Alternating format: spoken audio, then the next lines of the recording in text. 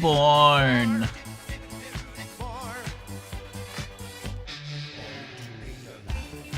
If you ever hear this song out in public, I hope it makes you think of us. Not like me and you specifically, but like us collectively as a group. Did I just say porn? No, get your head out of the gutter. Get your get your head out of the gutter.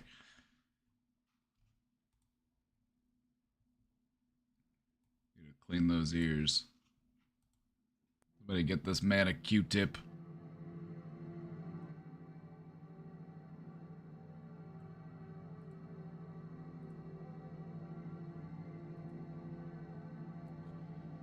Aha!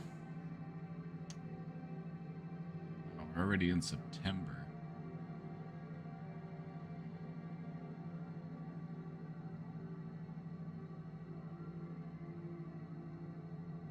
Cup. Can you tell what I'm drinking based on the sound I make when I drink it?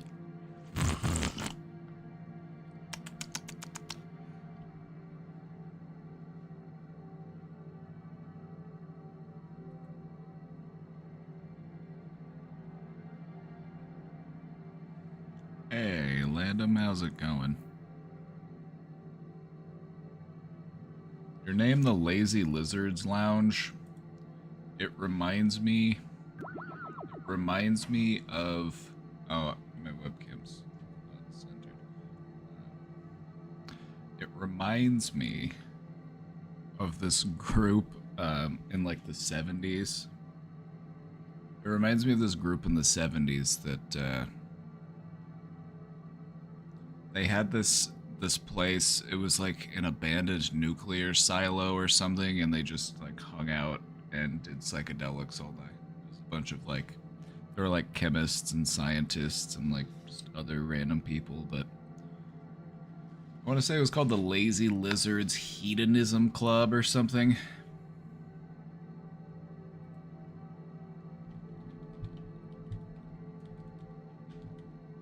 The Lazy Lizard School of Hedonism is what it was called.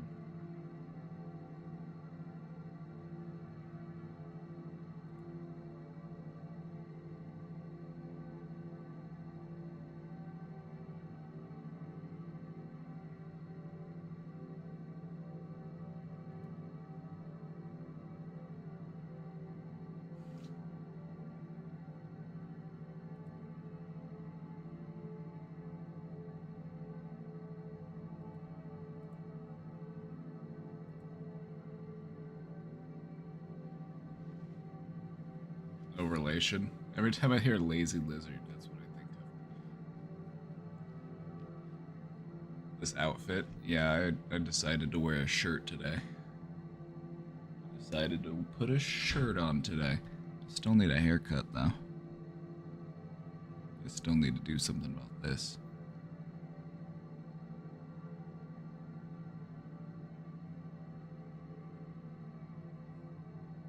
I'm not sure what.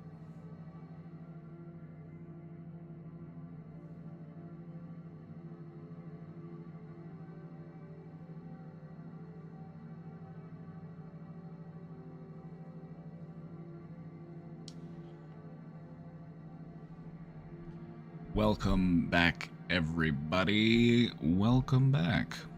We're glad to have you.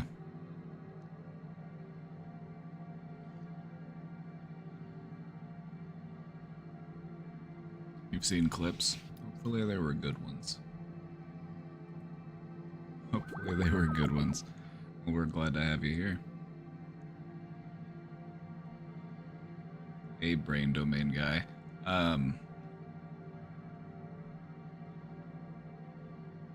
You know, if you switch the letters around, it's the Brian domain. How does that make you feel? Parted my hair the opposite direction.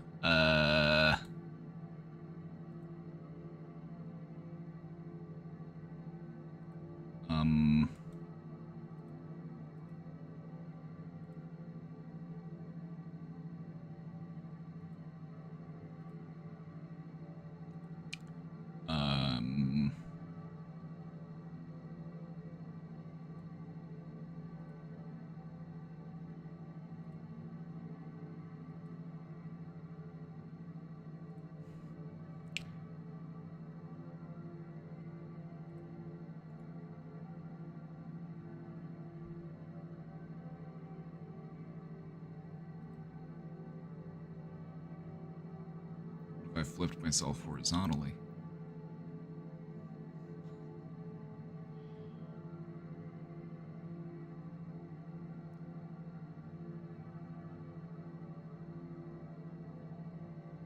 If I flipped myself this way, I'm normal again.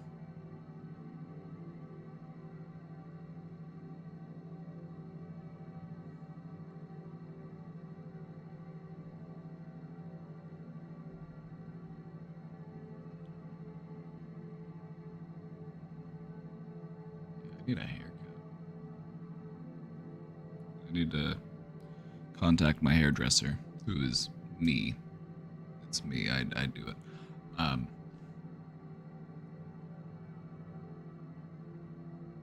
just don't know what I want to do. I don't know if I want to trim it. I don't know if I want to just cut it all off. Probably don't want to just cut it all off. Maybe not. Maybe. We'll see. I was talking about it and somebody's like, well, if you're going to cut off all your hair, you should monetize it. You should make it a goal. You should incentivize it.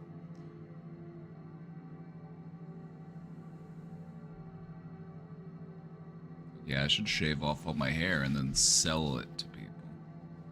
You want to buy some hair? That's not creepy at all. You want a clump? B. Wayne's like, please stop sending me hair. I just send a random envelope of hair to B. Wayne every month. And I write on the envelope, mod payment. Like, yeah, I paid my mods. Send him an envelope full of my hair every month. Might not be my hair. Could be somebody else's hair. Sometimes it's my dog's hair. Sometimes it's hair I find on the street.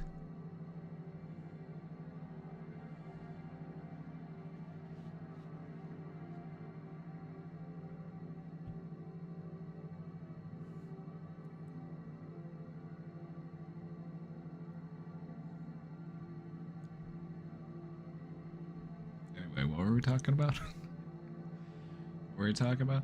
I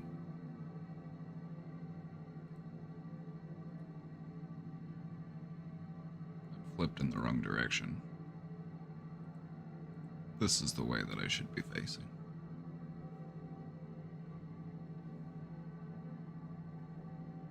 See if my hair will... See if it will comply. Doesn't want to. It's just getting out of control. Let's just... That's terrible. That's worse.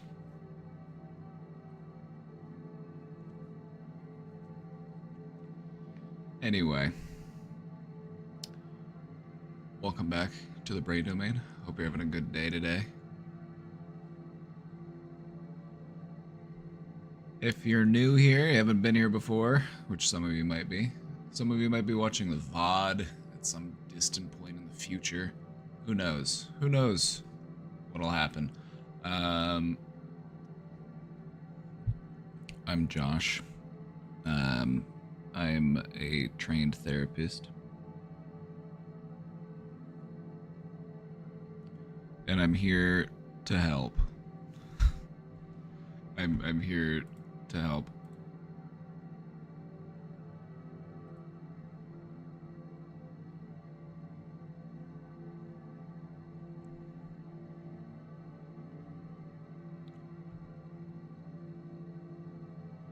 I'm new here. Yeah, I don't know who the... I don't know. I don't know who you are. Who are you?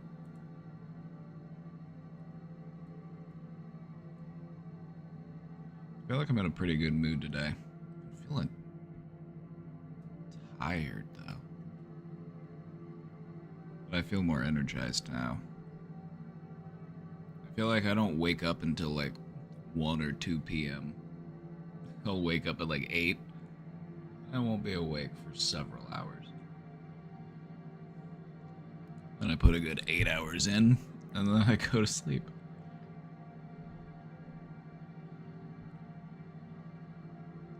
No, I'm feeling good. I'm in that yellow-green region of the wheel.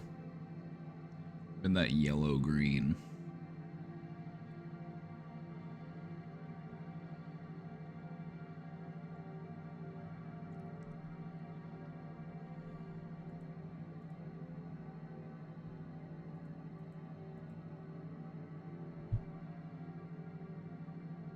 using this? Anybody need this? Anybody, is it okay if I put this away? Anybody using it? Anybody trying to figure out how they're feeling? Or maybe you're feeling speechless and that's why you don't know what to say. This is helpful. What I always say is, this can sometimes feel kindergartenish. This can feel almost childish. It's like you've got that that picture up on the wall. It's like, how are you feeling today? And it's a bunch of different faces, and some of them are like, you know what I mean? But there's some importance in that. If we want to have more influence over our emotions, we have to practice properly identifying them. We have to be honest with ourselves about how it is we're actually feeling. Because I don't want anybody to sit here and tell me that you're completely honest with yourself about how you're feeling every day. That just doesn't happen. It just doesn't work that way. How many times have you been upset or mad and somebody's like, are you upset? And you're like, I'm fine. I'm not mad. You know what I mean? Like that kind of thing.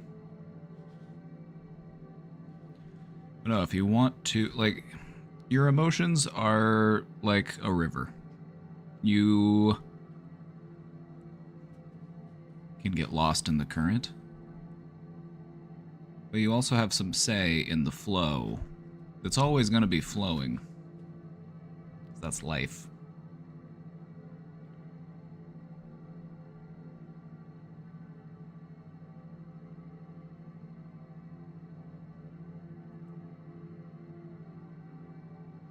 Feeling satisfied, but a twinge of guilt. I skipped class today, but we're allowed 2 mental health days, and I just sort of needed it.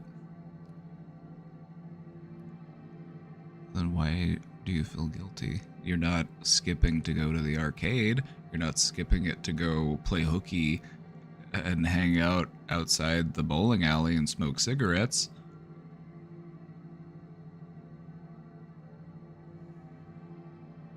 I'm gonna need you to tell me why that guilt needs to be there. Because here's the thing. Here's the thing about guilt and shame and these types of feelings. We let them in, but then we don't really ever like, well, hold on a second. Now, wait, why? Why should I feel that way?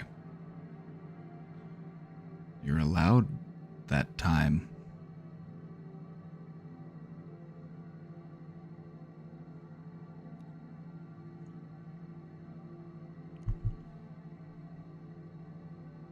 So if you're not feeling so great today, what I would like you to do is get an idea of where you would like to be, the direction that you would like to head.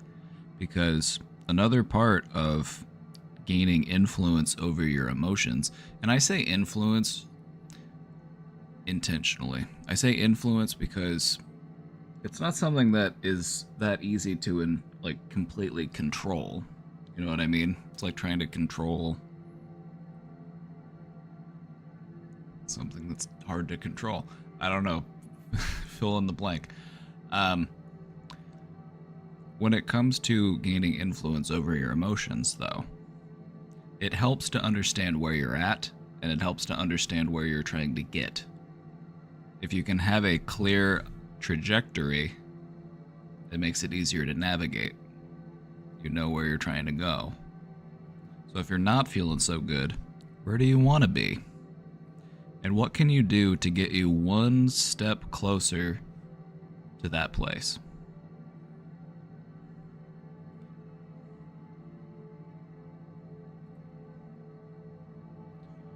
True, and my teacher is super cool and I know what I need to do to make up the day. Then would it be fair of me to say that feeling guilty is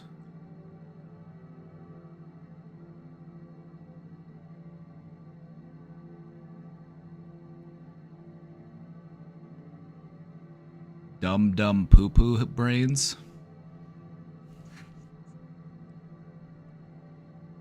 I'm not calling you dumb. I'm talking about the feeling.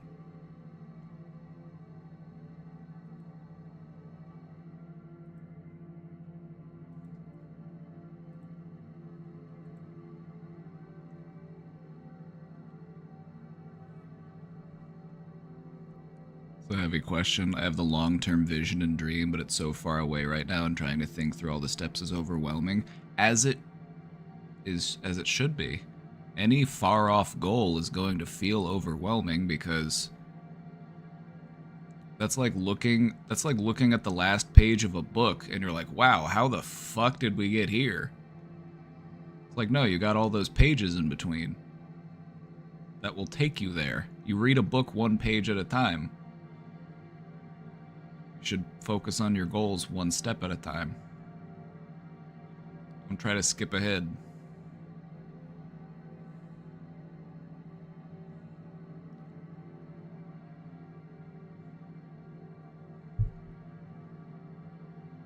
This might be a 2 cup of coffee kind of day. I'm really moving through it. Whenever I did therapy groups, I was drinking coffee the entire time. Cup. This is the Menards cup that I got. Hold on. They gave me a coupon for it for my birthday. It's got tools on it. That's how you know I'm a man. Or something. I don't know. Because I like tools.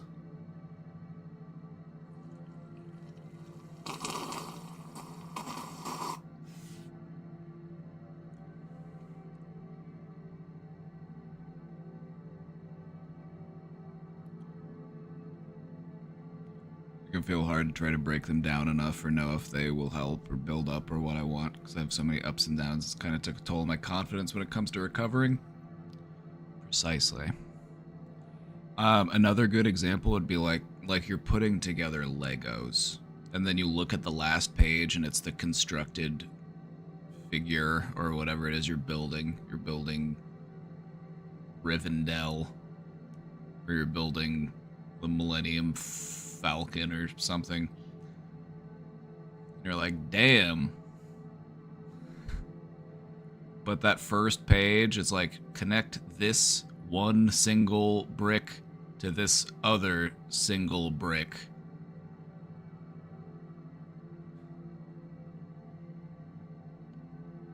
When in reality, you're probably not even on page at this point, but you're still trying to look ahead and you're like, how the fuck am I gonna turn this random assortment of pieces into this beautiful sculpture? You do it one piece at a time. Just focus on that next one and just appreciate that sense of heading in the right direction.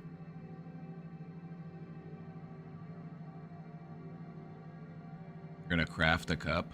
Let me know how it goes. I want to see it.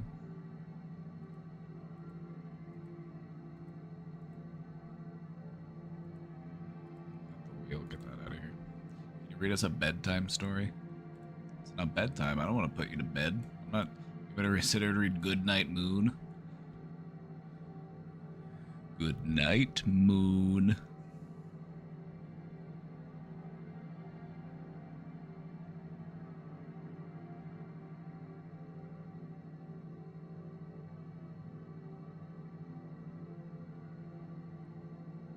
Just cracked your back. Feels good, don't it?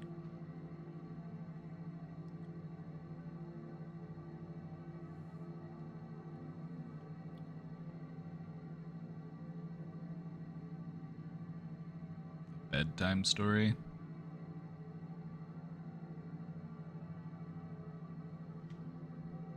Yeah, but it's probably not going to be a story that you've ever heard before.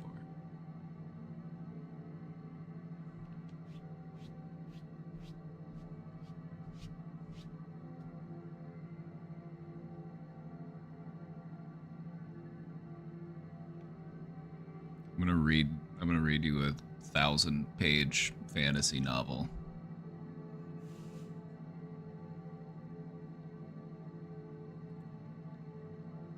Walk us through some meditations / yoga in the sunroom. That's a good idea. It's a good idea. This has sub goal written all over it. It says sub goal written all over it. No, this is a good idea, though. We should do this sometime soon. I've got the sunroom set up to stream in.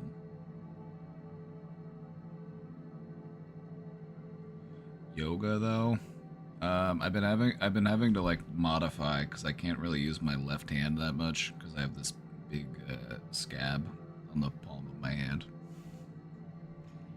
I have this big scab, so I can't do all the poses. Kind of need that hand, but there is some stuff I can do. I've just been delaying like working out. I've been doing some stuff. I've been walking, I've been stretching. I want to go back to the gym. I just want to lift more weights. But I haven't been able to. And I think that's part of why I feel tired.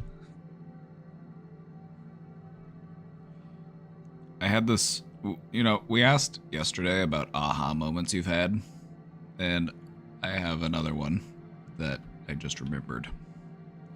A big aha moment for me when it came to feeling lethargic, or when it came to feeling like low energy, my instinct was just rest. Just rest and you will feel rejuvenated. Just rest and you will feel energized.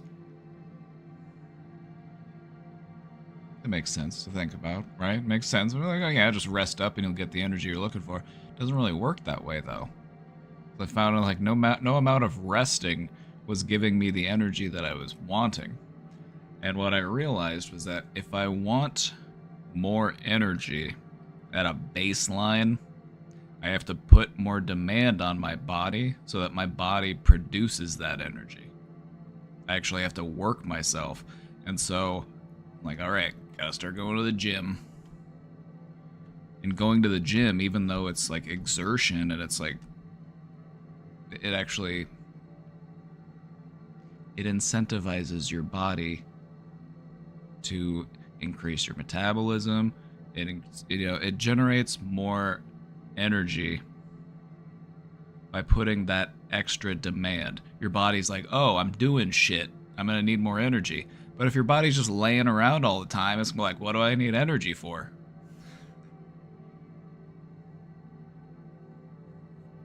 You've realized that yourself. You have more energy after you run. Doesn't make sense. But it does. It doesn't make sense initially, because you would think, oh, working out should make me tired. But when you actually do think about it, I think it does make sense, because it's like you're putting in more demand on your body, so your body's like, oh, I need more energy because I'm actually doing things. But if I'm just not doing anything, what do I need energy for? Your body's just on fucking power saving mode.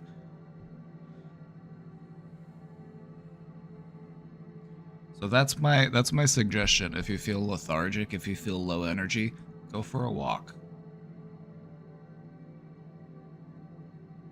Even if it's just getting up out of bed and stretching, you know, just do a little bit of something. Put a little bit of demand on your body so that it'll recognize, oh, I need to increase the energy output. Because just laying around, sitting around, waiting for the energy to come to you, it's not going to happen. And that's why people just get stuck in that routine of lethargy. But yeah, that was a big aha moment for me. It was like, ah, shit. That was the feeling. That was the feeling. Ah, damn it. I gotta go work out if I want more energy. The energy to go work out isn't just gonna manifest. Gosh darn it. That's why you try to walk a mile every day. That was good. That was good.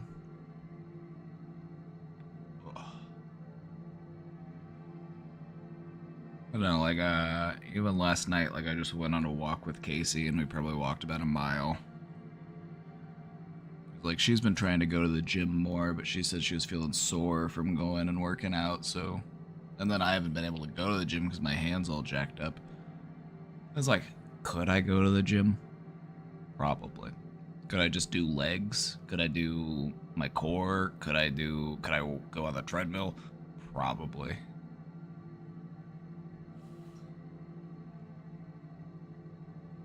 I guess, but that, you know, part of me is just like, I don't really want to go out in the gym and be all over that public equipment with a big scab on my hand. I just don't, like, I don't know what's gonna crawl in there.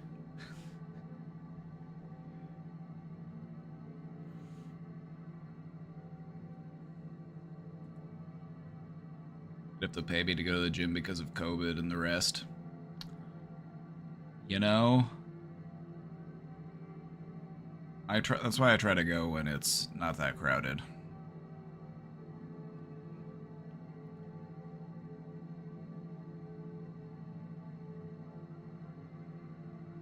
It's like, is the risk there? Probably. But,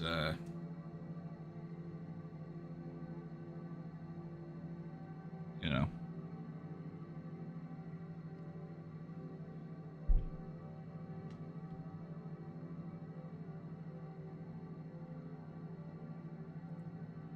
You have normal clients you see? I don't, but I used to. I used to, but not since I worked at a mental health facility. But no, I used to have regular therapy clients that I would work with. Part of me misses doing that. Let me get this. Let me straighten this out. I don't miss working at a mental health facility because they are understaffed, underfunded, stressful places to work.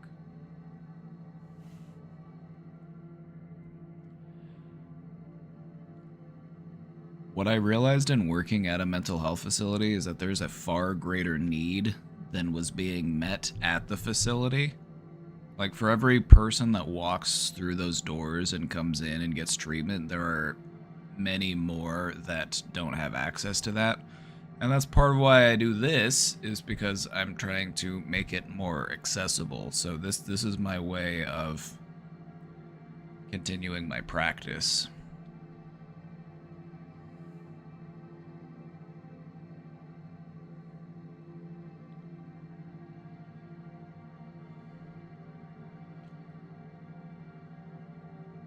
But now, just bringing this up, it makes me think back to some of those people I used to work with.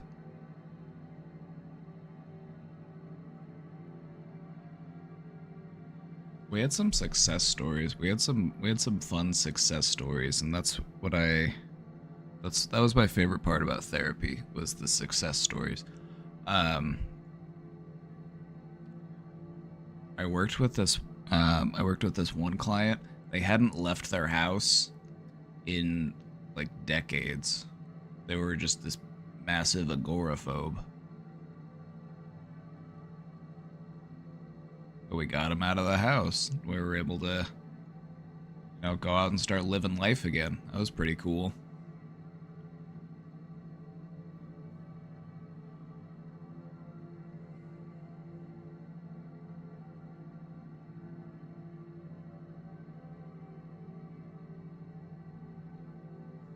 Fixed by agoraphobia too, please.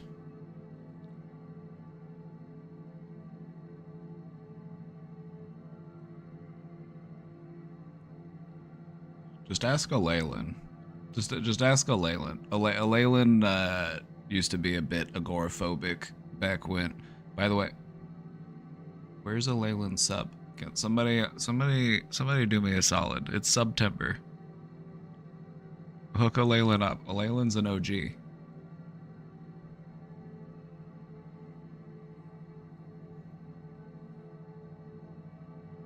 Alaylan's been here since the dark ages of this stream.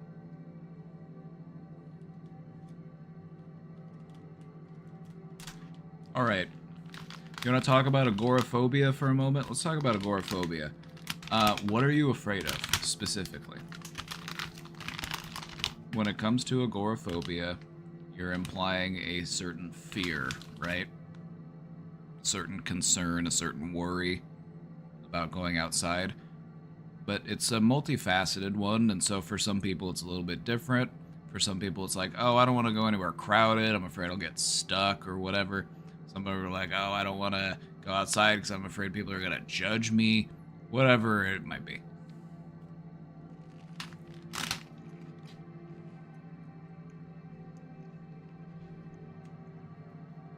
The box in the park times. I forgot all about that. Oh no, actually I took a whenever we went to the largest candy store, we went to the largest candy store in Minnesota, and they had a recreation of that therapy booth. It's like the Charlie Brown, like the Doctor is in style. Just a little like shabby wooden box. I took a picture of myself in it because it reminded me of the good old days. Do I still have that box? Might be somewhere here in my... Maybe here somewhere in my image folder. I don't know where it would be. Hey, 15, thank you for gifting that sub to Alaylan. You liked the booth. You've been around since the booth days. The real ones know about the booth.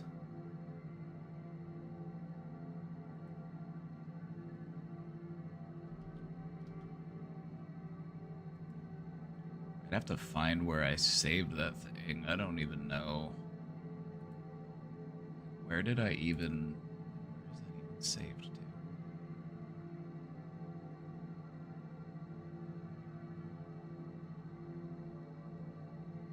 Whenever I started doing my graphics more seriously... Oh wait, it might be in here. I'm just like looking through my image folder. It's just got the most random assortment of stuff from all of the different like little visual projects I've done. It's actually kind of funny to look through.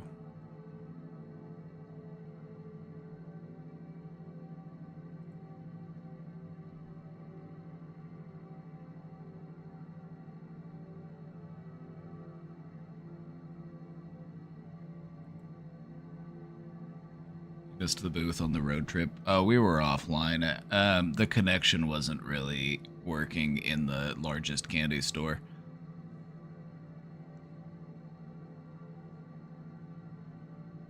Mine is complicated for sure, because I've been dealing with it for a decade plus, and it's been recovered and now relapsed. If you recover once, you can recover twice. Also, relapse is often part of recovery, so don't beat yourself up for that.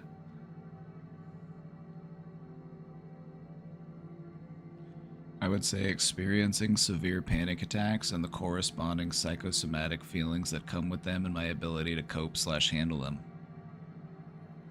Okay. What advice would you like from me regarding that? Because I feel like this is a nut we can crack, and I'm just like, but in what way do you think I could be most helpful?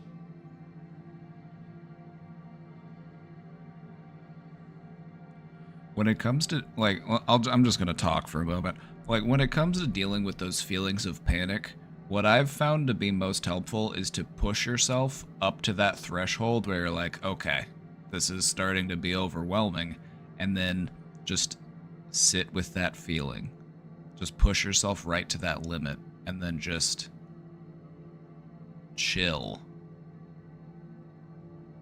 Just watch that feeling as it grows inside of you, and then watch it as it slowly recedes.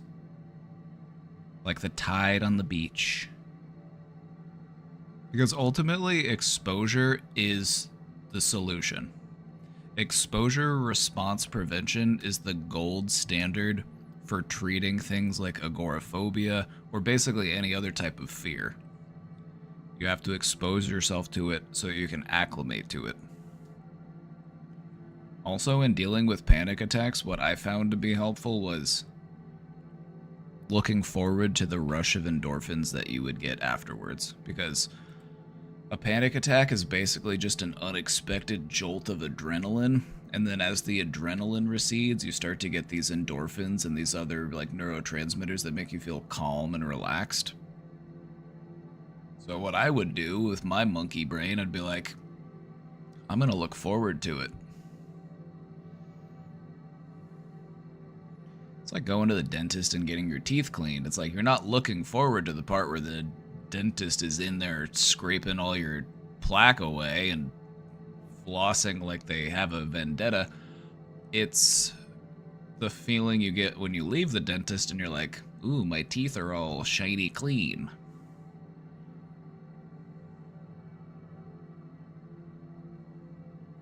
For me, I learned that there's no point in trying to stop those thoughts, but instead to just let yourself have them. I would actually challenge my brain to give me more panic. That's so incredibly based. That's also what I would do. I would look myself in the mirror, I would stare myself down, and I would say, bring it on. I can take it. And I just felt like a boss.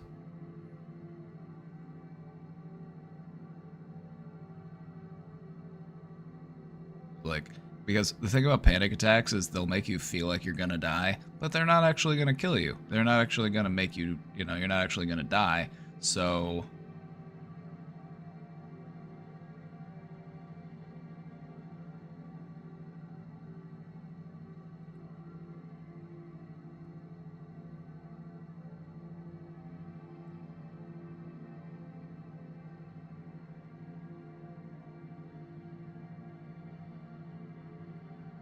hold on, let's try something. Okay. I'm gonna show you, because I found it. I found the...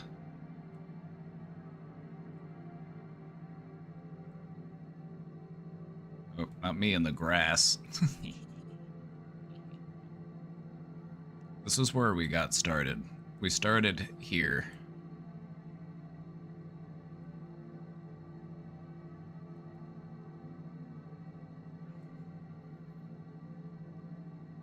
This is where we started back in the good old days.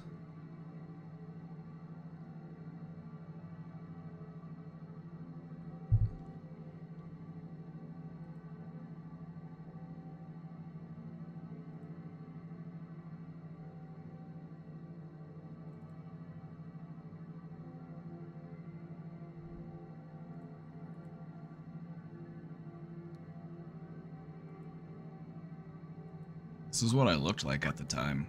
Can you see what the years have done to me?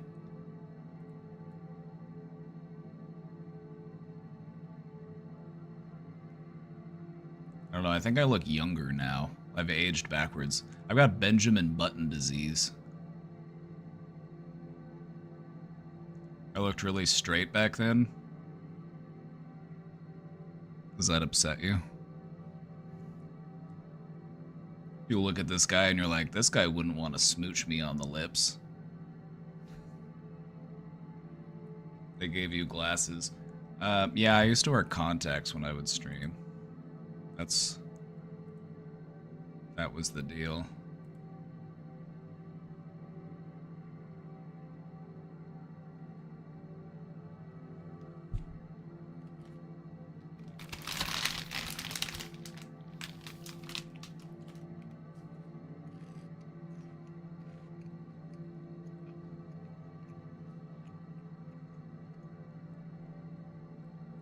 Exactly, Pork Tree. I did too many psychedelics and now here we are.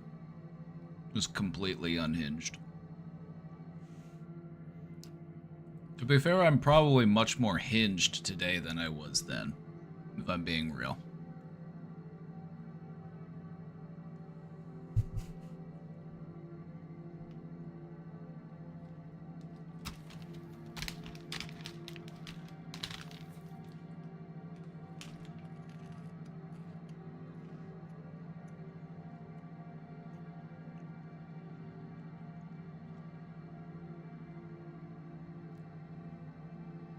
I dragged you and then you didn't watch for 6 months. Oh. I don't remember. Do I owe you an apology? I wasn't mean, was I? It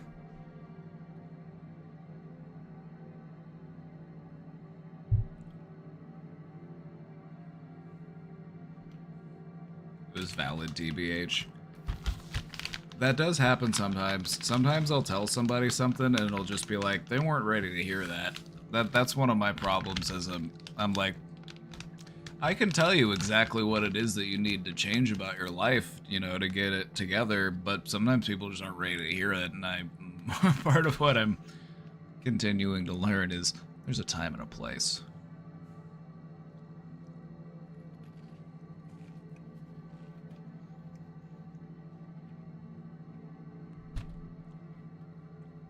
Junkie. Is it okay if I call you Junkie? I don't know, just I feel like I'm insulting you when I call you Junkie. I want to talk about this agoraphobia, because we're going to crack this nut. I would say time span, because one of the things that I like to think about when we're talking about how long would it take to work through a problem, there are some problems that we can work through in a matter of weeks. There are some problems that we can work through in a matter of months. I feel like this is the type of thing where you could be feeling a lot better probably by the end of the year, I would say.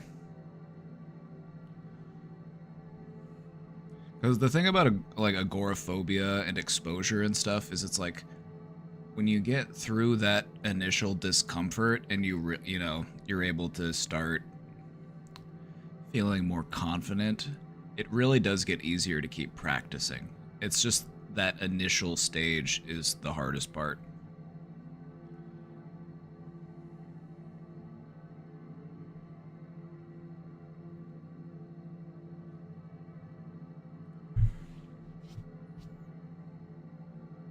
But yeah, it worked for a Leyland. Do you remember a Leyland? There were times when you would just be like so down about it too. You would just be like, I don't know if this is gonna change. I don't know if this is gonna get better. I had to pound it into your brain until it stuck.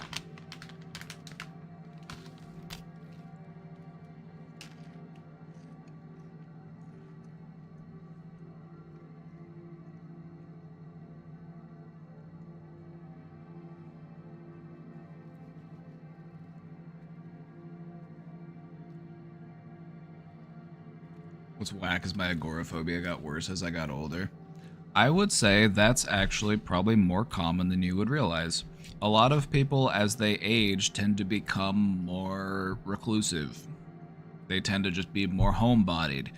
Part of this is because we suffer more in imagination than we do in reality. And so if you're just sitting at home imagining all of the terrible things that could happen to you if you were to leave the nest, you're just gonna overhype it. You're just gonna, you're just gonna scare yourself.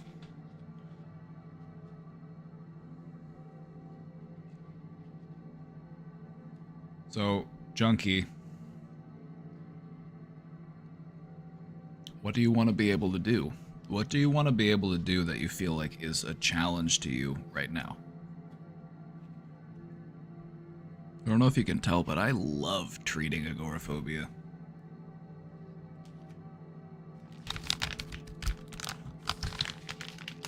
Part of what I've always felt really passionate about was getting people out of their shell.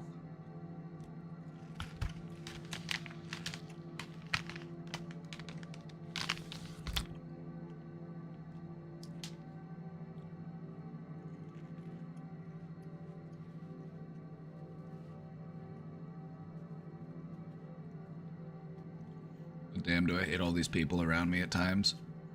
If that's the case, I would recommend going out whenever you have nothing else to be doing. Because I feel like part of that frustration is we only go out when we have to go out, and then we're on a time constraint, and then other people are just obstacles. But if we go out and it's like, a day off, and we've got nothing to do, it's a nice day out, and we're like, I'm just gonna go to the park, and I'm just gonna hang out at the park. Maybe I'll bring a book, maybe I'll, whatever it is you like to do, and I'll just hang out. And then just try to pick up on the feelings that you get from the people around you. Like, what are they feeling? Are they happy to be here? Are they having a good time? Be happy for them. Embrace those feelings.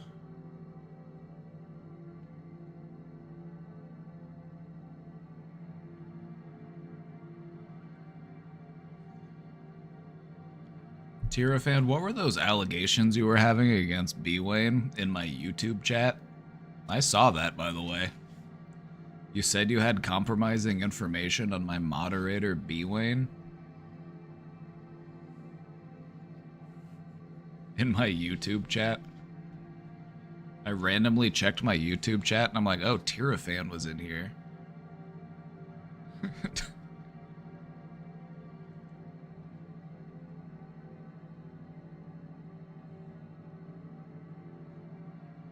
My YouTube account was hacked? Oh.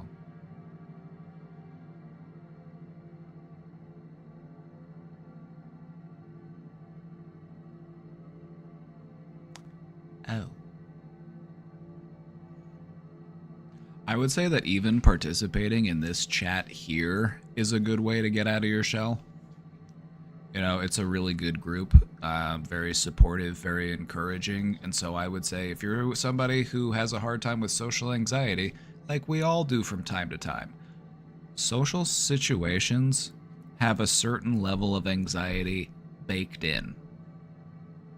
Because you can't read anybody else's mind, you don't know what they actually think about you. They could just be being nice to you for reasons unknown. And so there's a certain amount of trust that you have to have. You have to be able to trust that they have good intentions, and that creates a certain baked in level of anxiety.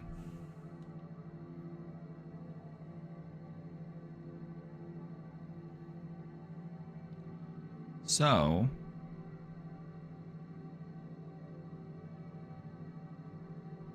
what can you do about it? Practice. We expose ourselves to it. We want to try to convert that anxiety into excitement. We also want to reframe some of the thoughts that we might be having. You know, if we find ourselves feeling uncomfortable in social settings or going out in public because we feel like people are judging us, that's you being judgmental. You're going out and you're judging other people. You're going out and you're assuming that other people are judging you. And that's you judging them. My recommendation is just try to have better assumptions of people. Just assume that people are ambivalent towards you unless you give them a reason otherwise.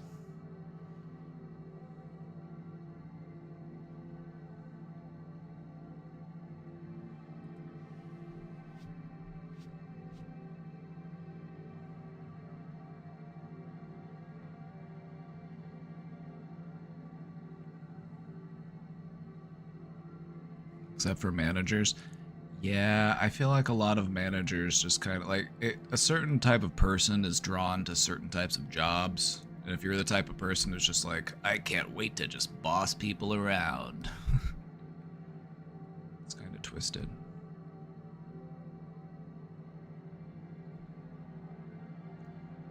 I'm kind of anxious about the festival tomorrow, but I know it's going to be fun and I can handle it.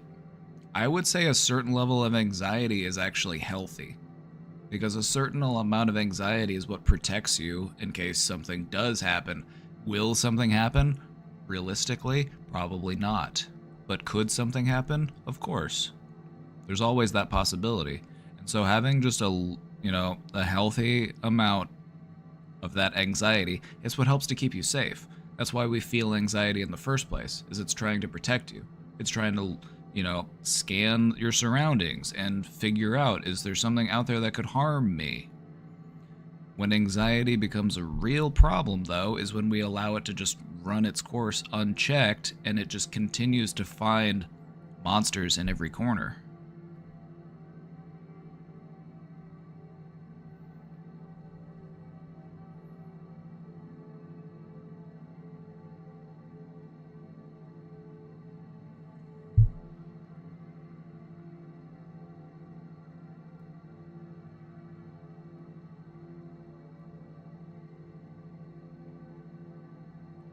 I will say this, Junkie, just sitting at home worrying about how it will feel to go out and do things in public, it's probably worse than you would actually feel going out and doing it. We suffer more in imagination than we do in reality. And that's because anxiety, when it tries to figure out what could go wrong, there's no end to that line of thinking. There's always something else that could go wrong. It's like, well, if I go outside, I could get stung by a bee. And then I could get hit by lightning, and then I could get run over by a truck, and then a mob of clowns could come and kidnap me. I don't know, all sorts of stuff. You can always add to it. And so one of the ways that we want to push back against that line of thinking is to make a conscious effort to ask ourselves, what could go right? And so what I would recommend doing is, before you go out and do the thing, imagine what it would feel like if you went out and did the thing and then you're back home again. Just try to imagine that level of like, how would you feel? How would you feel if you went out and did the thing that you were, working yourself up to do, and then you're back home and you're reflecting on it? How do you think that would feel?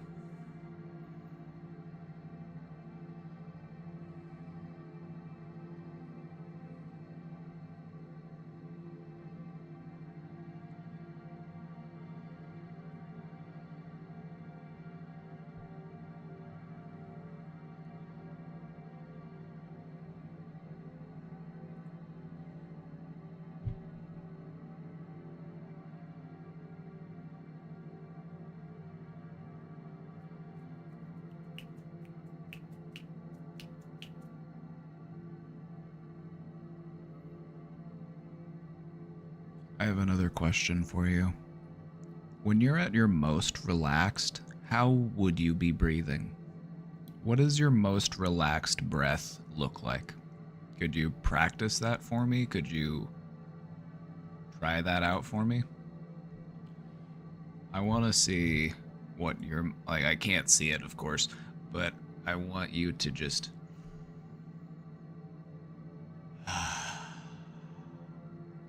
your most relaxed breath.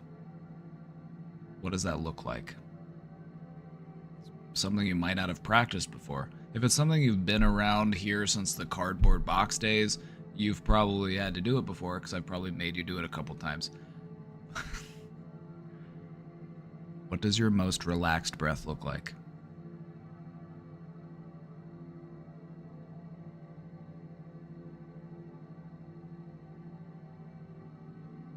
I would say when it's subconscious is when I'm most relaxed. Let's reframe that.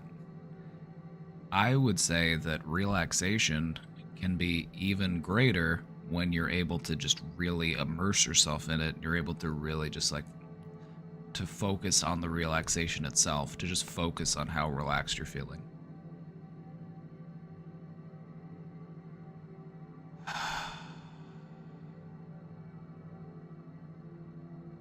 It just occupies your attention. It's like sitting in a warm bath. You've got candles going. Got a bath bomb in that bad boy.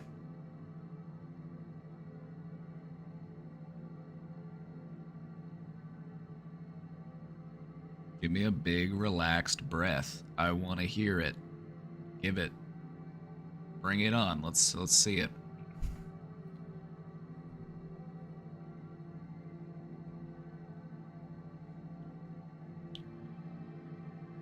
Practicing your relaxed breathing is a great way to practice increasing your relaxation overall.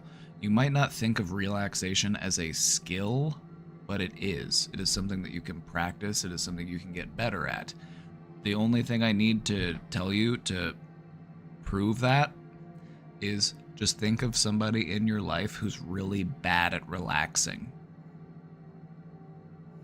You can probably think of somebody who's really bad at relaxing.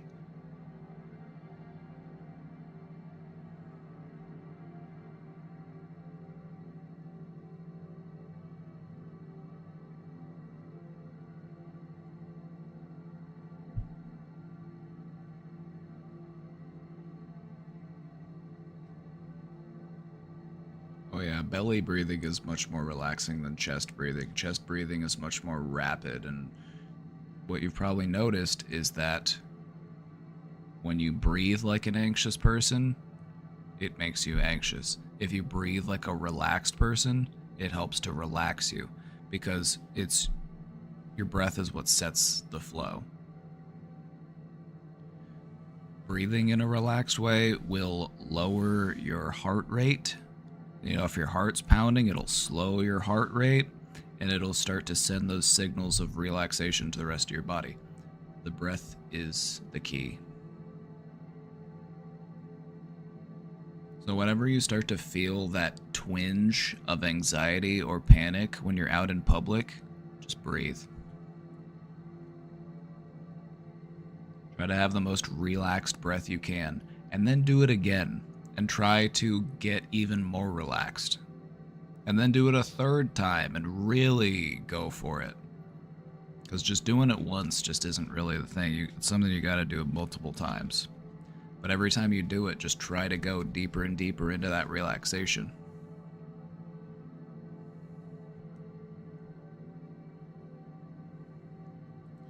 Any ghost stories? I've always wanted to see a ghost. I've never seen a ghost. They're hiding from me for some reason. Anybody here seen a ghost before? I've been ghost hunting. I've taken, EMF readers out to haunted locations and gotten some weird vibes, that's for sure. But I've never seen a ghost.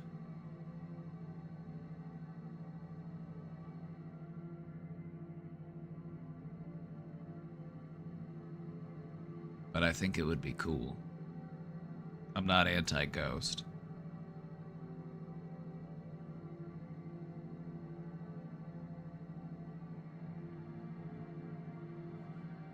I thought I did once. I also thought I did once. I woke up in the middle of the night and the moon was shining through my skylight, and it was very bright. It was like a full moon, and it was casting this bright light into my room, and it created this sort of like illusion of this like a ghostly figure just like floating there in my room. And up until I put my glasses on, it scared the shit out of me. I was like, what the fuck? What is floating in my room right now? It was like a spotlight shining in. And I was like, oh my god, it's just the moon. The moon is so bright right now, it's wild. Just shining in through the skylight.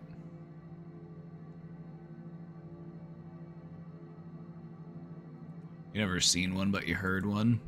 Did it sound like this? Ooh. Ooh.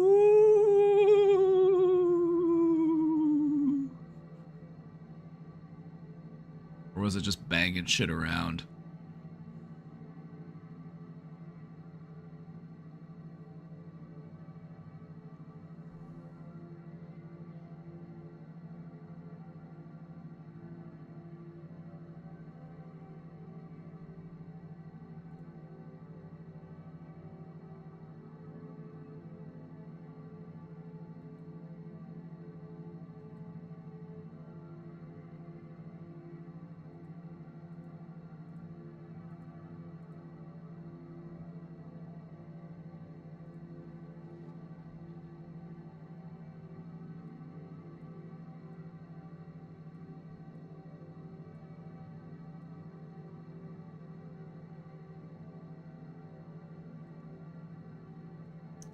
Right.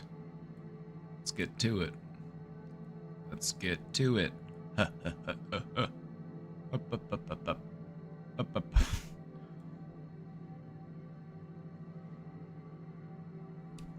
I am planning on moving out of my parents' house for the first time. I never did the traditional method of moving out after high school, which I regret very much now. Alright. Pause for a moment. Being able to move out directly after high school, first off, it's not the norm worldwide. It's By and large, it's an American thing, or it's like a Western thing. This idea that like, okay, you are 18, you're an adult now, go get a place of your own. So even with, you know, the understanding that it was the norm here for a while, it's not the norm everywhere, and also it's not really even the norm nowadays, because it's just not really that feasible. The amount of money that you're able to make at that age compared to the amount of money that you have to pay to live, it just doesn't add up. Like, even grown adults who are working like 2 jobs can still have a hard time making ends meet. And so to expect that out of somebody who, you know, they're fresh out of high school, it's like even with roommates, it's still really difficult. So, I'm just putting that out there. I'm trying to alleviate some of your regret, and that to expect people to just be able to move out when they're 18, it's just, unless you just have like some sort of inheritance or something, you just have this excess of money. It's like it's really hard in most areas of the country. Even the areas of the country that are like rent is affordable, is like there aren't the jobs that you need to be able to make enough of that money. It's like, sure, you can get affordable rent in the middle of like somewhere out in the middle of like Arkansas, but you're probably gonna have to get a job working at a fast food restaurant or at the grocery store or at the gas station, and they're probably only gonna want to pay you like $11 an hour. So I'm just saying, this whole notion of like you need to move out and get your own place when you're 18 is hogwash.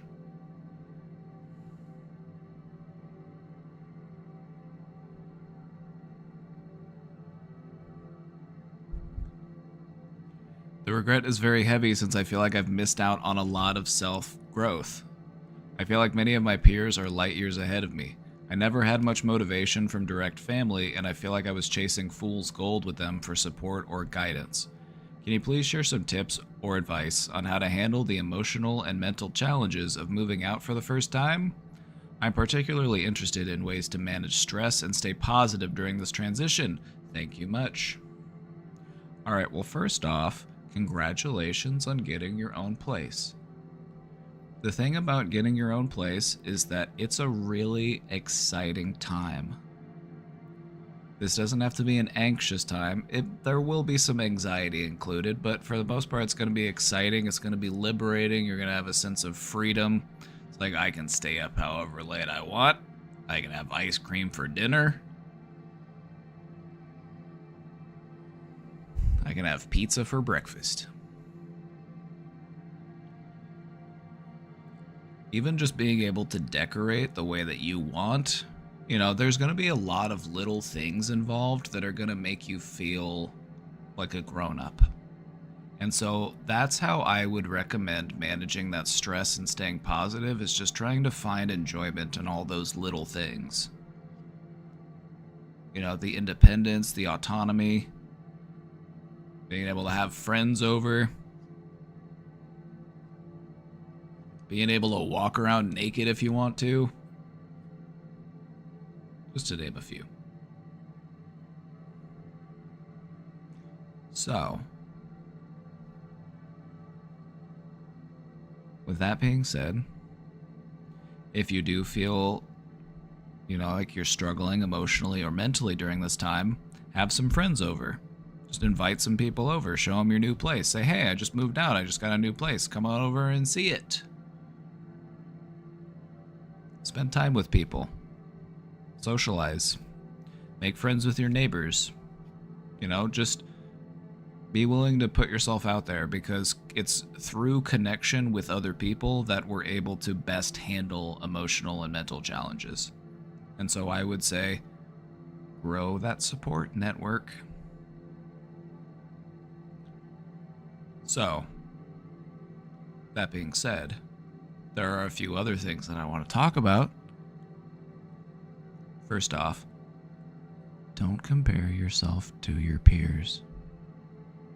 You are doing yourself a disservice in that comparison. It's not you versus them, it's you compared to you. We disservice ourselves when we compare ourselves to others. Comparing ourselves to others just doesn't help us. And so you have to look at yourself. Look at the ways in which you have grown. You might be feeling like you've missed out on growth, but in reality, there probably are some ways in which you have grown, all right? And that's what's more important to focus on. And it's also okay to recognize the ways in which you want to continue to grow. That's what having a growth mindset is all about. Embracing that you've got learning to do, you've got changes to make, you've got improvements to embrace, and that's okay. Everybody's got growing to do.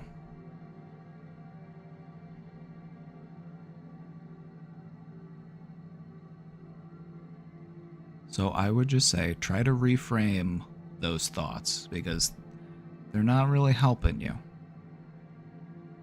And I would just try to embrace having a growth mindset. There are going to be challenges along the way, but that's okay. You'll figure them out. You'll navigate them.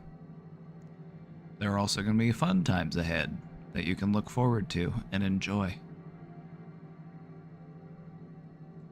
So what I would say is just try to get excited. Try to look forward to it.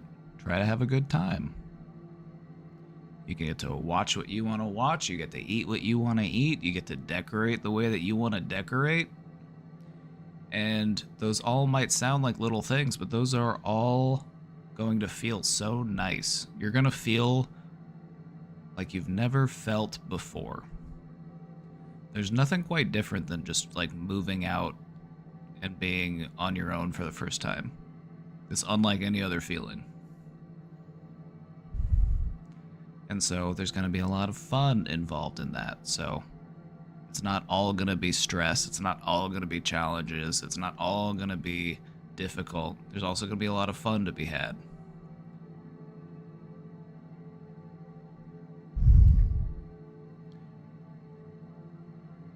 So we're excited for you. We're excited for you. You know, maybe if they allow pets, you could get a pet. You know, you could get a cat, or you could get, if they don't allow cats, you could get a plant.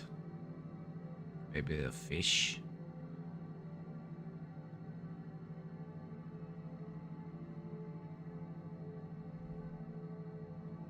So I would say, focus on the future. Focus on the opportunities ahead, and focus on the ways that this opportunity is going to allow you to grow.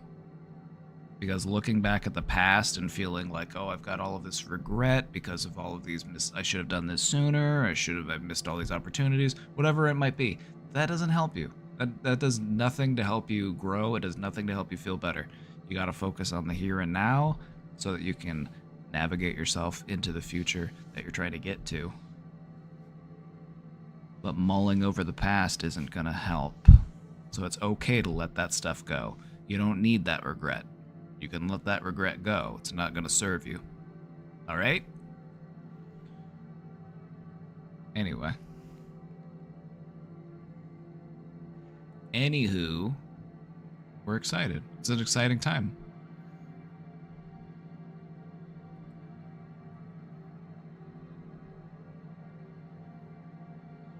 Just, you know, chat, if you don't mind sharing, what age did you move out from your parents' place? If you still live with your parents, that's fine too. I'm not going to judge, because multi-generational homes are actually much more of a thing outside of the United States. It's much more of a cultural norm to have grandparents, parents, kids, grandkids all living in the same house.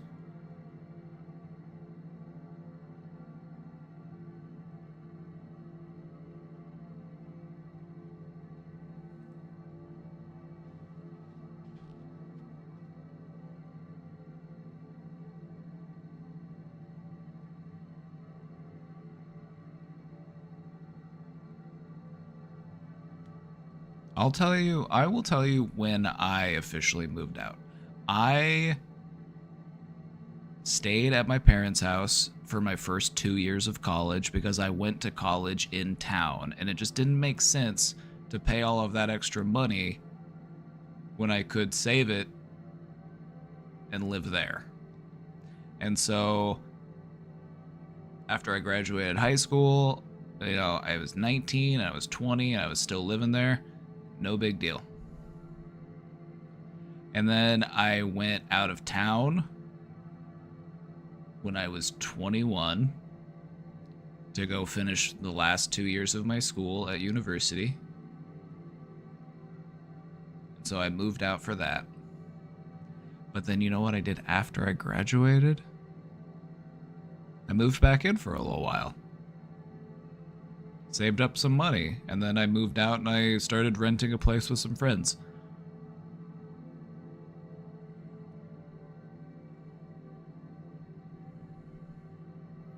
And that's okay.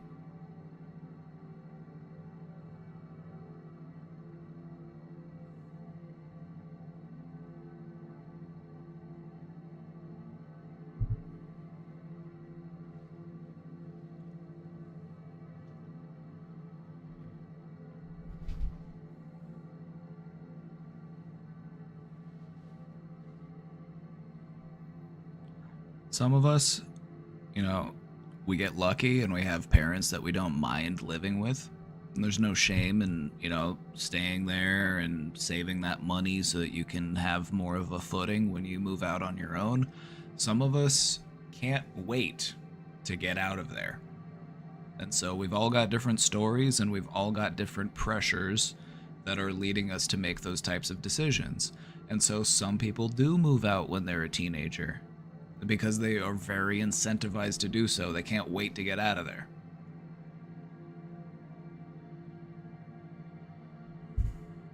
But I would just say there's no shame either way. Like, shame doesn't need to have a place in the equation. It's like life is hard. It's like, who cares where you live? You have a place to live. Like, I'm not gonna shame anybody for staying with their parents as an adult.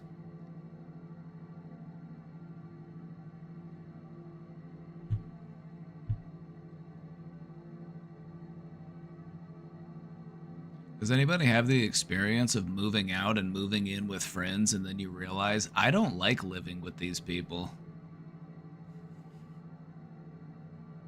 Did anybody have that realization? Anybody been there before?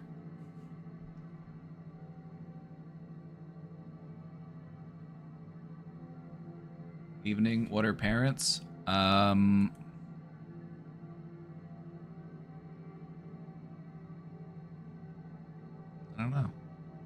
I don't know. Nobody ever told me.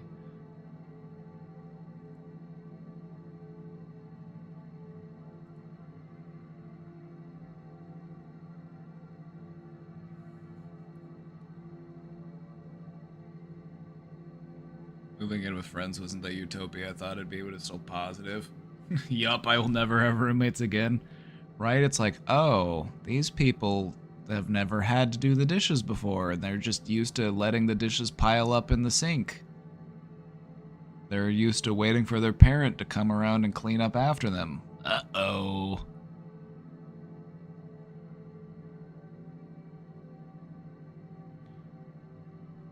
Your very first roommate had a mental breakdown in the middle of the semester and you took care of her dog while she was hospitalized? Do you ever just look at yourself in the mirror and you're like, I am that bitch?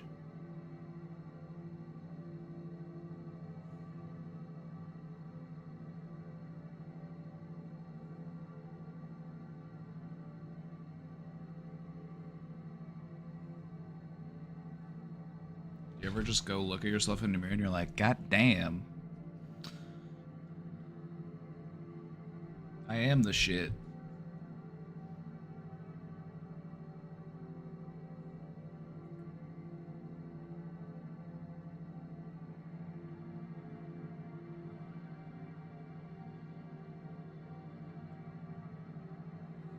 No? Alright, Christina Amazon, I know what your homework is. Your homework today is I need you to go look at yourself in the mirror and I need you to say, I am that bitch. In a good way. I'm not trying, like, I would never use the word bitch to disparage a woman. I will call men bitches any day of the week, though. But I would never use that word to disparage a woman. Because my mom raised me to be polite to women.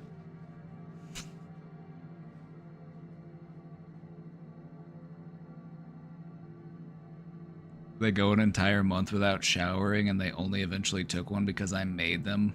Ugh.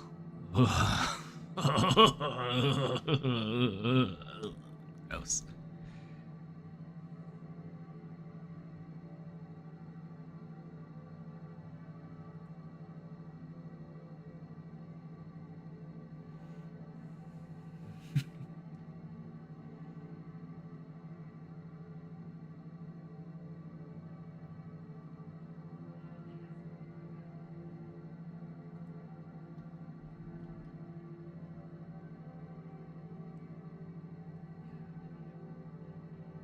Were they an anarchist? Were they an anarchist?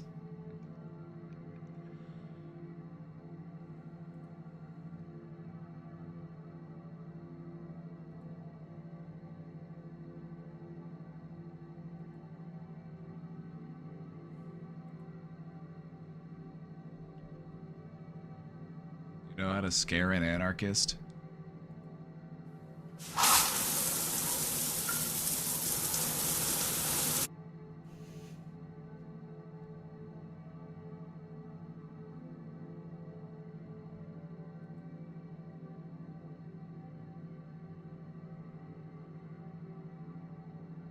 I used to hang out with, an interesting crowd of people. There were some anarchists involved. They were always just the grungiest people I've ever met. This is the type of person who's like,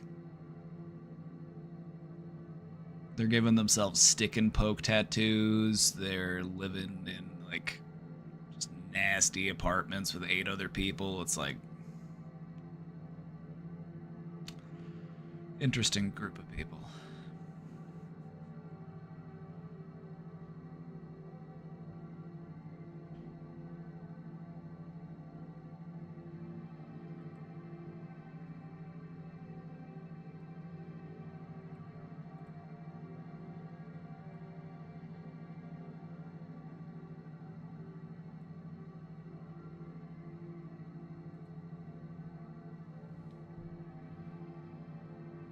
Hey, a lot of people have stick and pokes, not just anarchists. Alright, well, point to the part where I said that only anarchists have stick and pokes. Point to that part of my statement, and then I will concede to your point.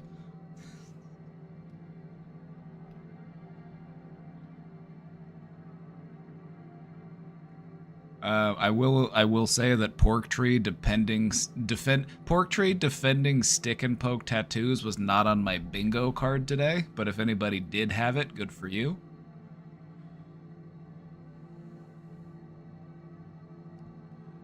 All right.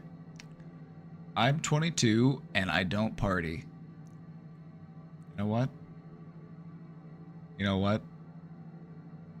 It's not a big deal. That's being completely honest, not a big deal. Me, myself, I was never much of a partier in college either. I went to a couple parties and I was like, yeah, I don't ever need to do that again.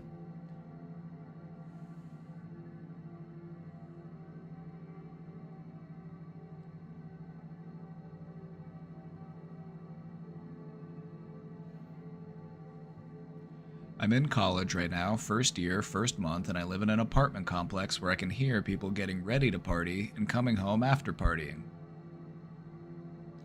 I feel like I'm missing out, but at the same time, I know it's not for me because I prefer more casual gatherings than loud music and being left behind on your own by your friends. Exactly. And you really aren't missing out. So my question for this is, how do I stop feeling like I'm missing out? It makes me feel lonely. All right. this is an easy one to solve. If you want to not feel like you're missing out, sometimes it helps to remind yourself by going to the party. You don't have to go out all night, all right? Go for a little bit. Just get a taste of it. Be like, oh yeah, okay, this is why I don't party. Sometimes you just need that reminder. You know what I mean? Sometimes you need that reminder of like, oh yeah, this is why I don't like parties. Because I feel like these types of parties, especially when you're at your age, because I get it. Like, I was the type of guy, like, I was done partying after, like, my first year of college. Like, I was over partying at that point, and my friends were, like, partying every weekend, and I'm just like, I'm just gonna sit in my room and play World of Warcraft, or, you know, like, not that big of a deal. So honestly, my recommendation to you for that and how to stop feeling like you're missing out is to just go to one for a little bit. You don't have to go all night. You don't have to go get wasted. Just go for a little bit and just remind yourself of why it is that it isn't for you. Because the fear of missing out exists up here. It's in your mind. And so go expose yourself to it. And then you see the people who are just getting sloppy and they're yelling and the music's blasting and the floor is sticky. And you're like, oh yeah, this isn't that great.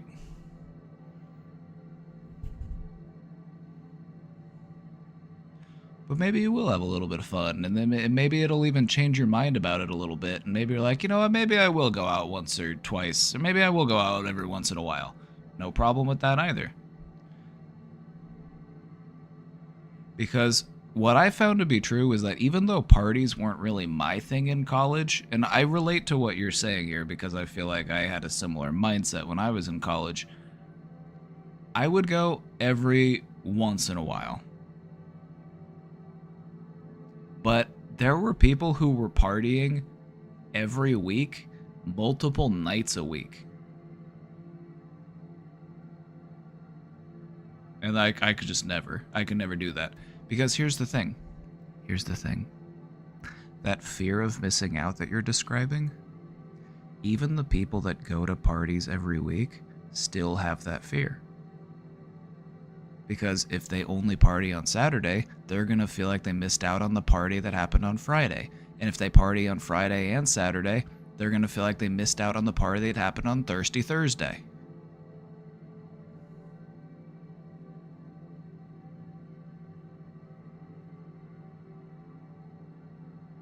Like, literally, when you're in college, people will find an excuse to drink and party every single night of the week. And it's because they have that fear of missing out. When in reality, it's just an excuse to go get drunk and feel uninhibited or whatever it is that they're trying to get from it.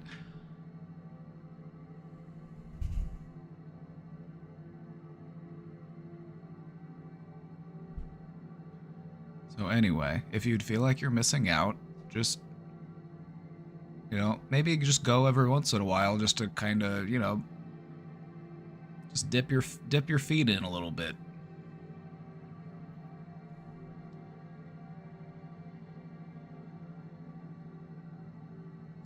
I have 3 main people I sit with, and I don't know if our personalities match or if they like me. I invited them to get iced coffee one day and got rejected, so I figured, these must be school friends only. So in my free time outside of school, I just drown myself in content and escapism. How can I cope with being friendless for college? I took a break after high school because I was afraid this would happen. Because I was a sort of loner in high school and I didn't want to ever feel that way again. Yet here I am in college, alone. Should I download Tinder? Help! Sorry, I accentuated the L. It was more of a help. My simplest bit of advice when it comes to making friends is to just try being friendly. And that's what you did. You saw people who, you know, you were hanging out with and you invited them out to go get a coffee, And they said no. That says more about them than it does about you. They have their own social anxieties they're dealing with. That's why they didn't say yes. Had nothing to do with you.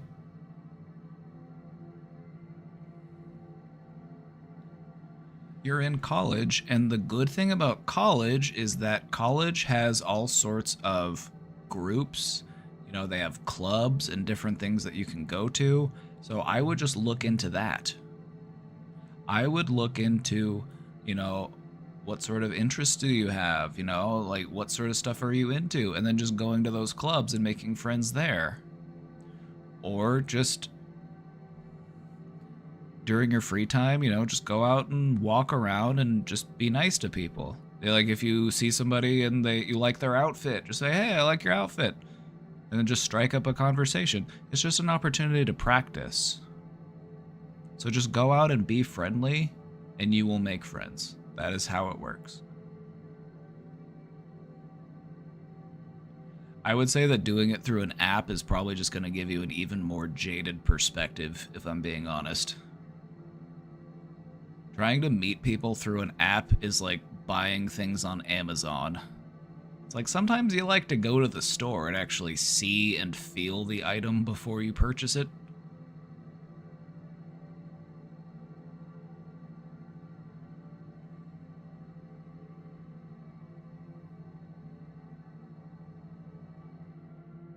There are other ways that you could do this. You could, you know, if you have a class and you know, maybe look into starting a study group or just asking people like, "Hey, I'm starting a study group. Would you like to meet up? We're going to meet up in the library. I'm going to reserve," because they have those little study rooms in the library on campus, I'm assuming, because they did at mine, and I'm assuming that they do at most colleges. Just be like, "Oh yeah, I'm going to reserve a study room. And we're going to go over the, you know, flashcards for the exam or whatever."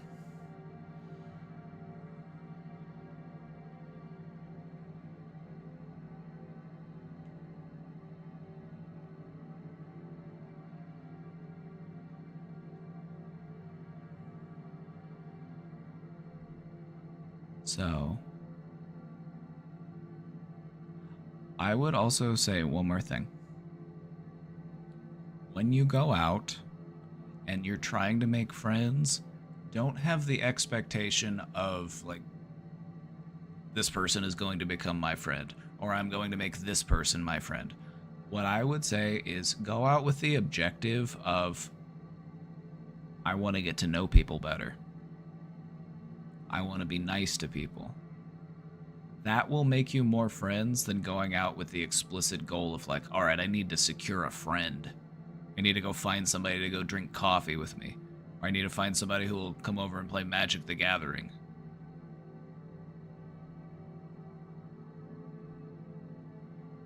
Just being polite and affable, and you know, that will do more to draw people in than, you know, it'll entice them. They'll want to be your friend.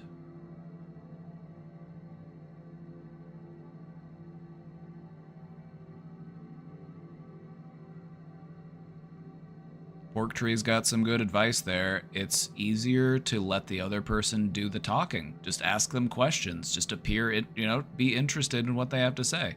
If you have the objective of getting to know people better, rather than trying to, like, have some other objective within your social interactions, it'll actually get you farther.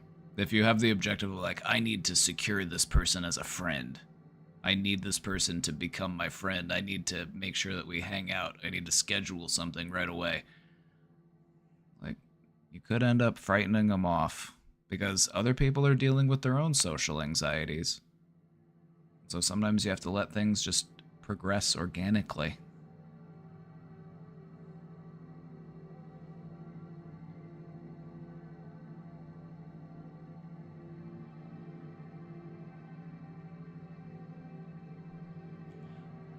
You want some more tips? You know what I have wanted to do? I've been having this cook up in my mind. I wanted to go through some tips for how to socialize with people and how to like make plans with people.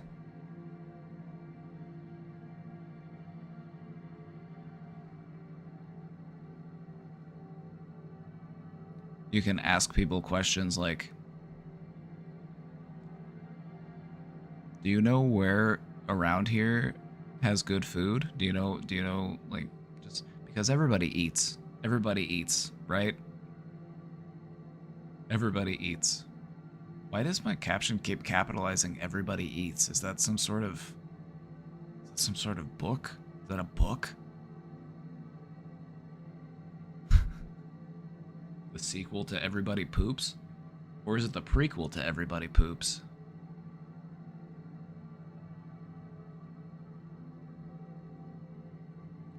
Ask them their favorite bathroom. Do you know when I was in college, I had a goal of pooping in every building on campus?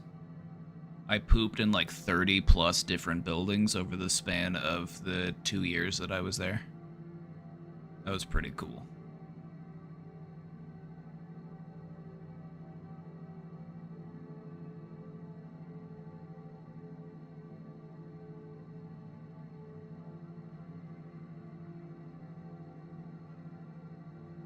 You only play chess online? You should go to the park. You should go to one of those parks that has like a chessboard, or maybe you can bring a chess set and just sit there and just play with random people.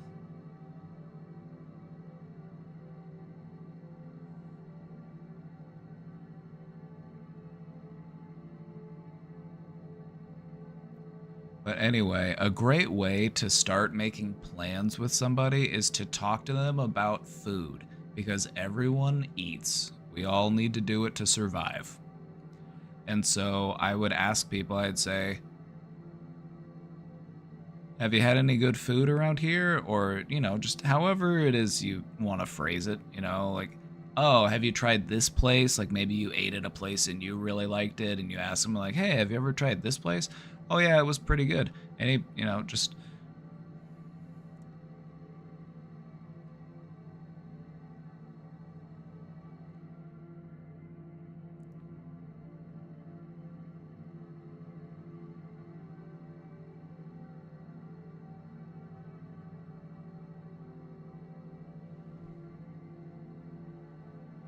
unless I have an eating disorder. Hey, even people with eating disorders still have to eat. You know, you still gotta. Or maybe they could do coffee. Maybe you could go see a movie. Maybe you could go to, you know, maybe there's something cool around campus that people go and hang out. You know, maybe there's an arcade, or I don't know. There's so many options. There's so many options.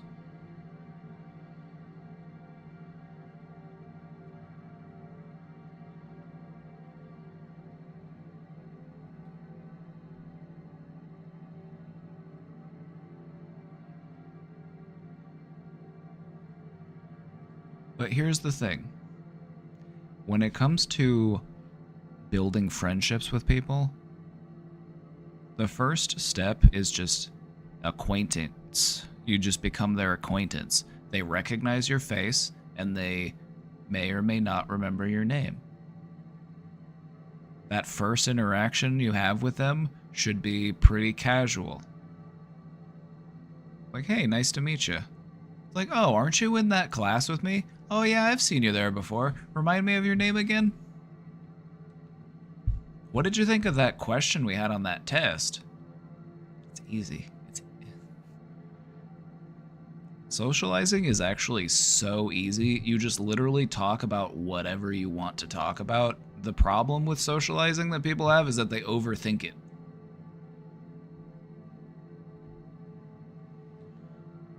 Overthinking is the problem. But here's the thing. Once you've become an acquaintance with somebody, now you have the opportunity to start progressing things.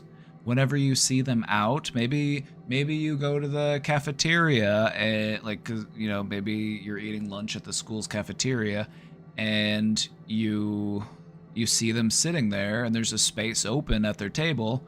You be like, hey, and then you know, call them by their name and be like, hey. Don't even ask if you can sit there. Just sit there. Like, you don't even, just like, hey, is this chair taken? But do it as you're sitting.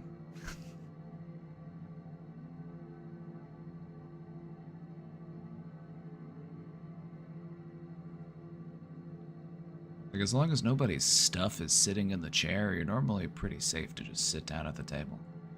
Hey, how's it going? What are you having for lunch? Oh, you're having the cheeseburger? I haven't tried the cheeseburger. Is it any good? Do you see what I'm doing? I'm asking them questions. I'm not telling them all about me. I'm not telling them about what I'm thinking about. I'm asking them things.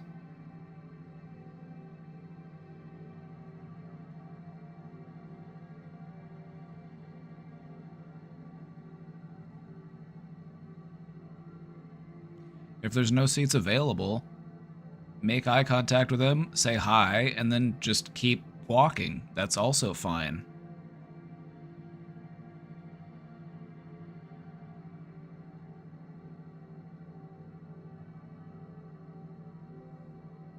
You want to socialize with aliens? Well, you're in the right place. You're in the right place.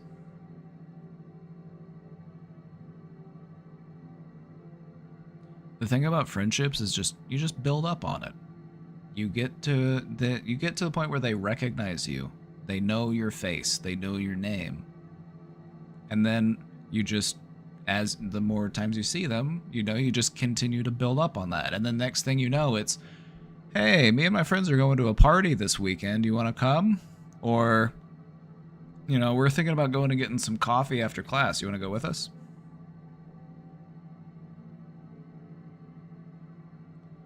There are circumstances in which you can be the one to initiate and you can invite. Like, hey, do you want to go get coffee? That may or may not work. But another great way to integrate is to be invited in people's existing plans. To be the one that gets invited.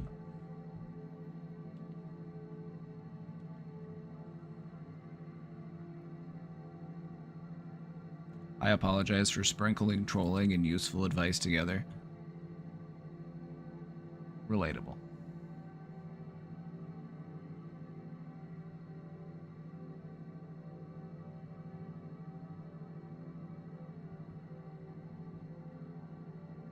Relatable. But anyway, questioner, I think you are gonna do great.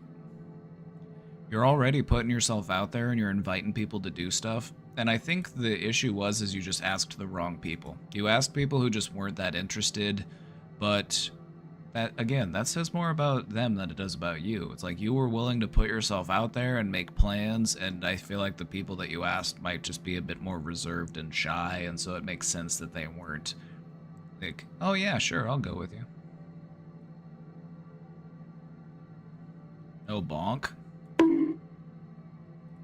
Sorry, I'm not, you're not getting skipped on that one.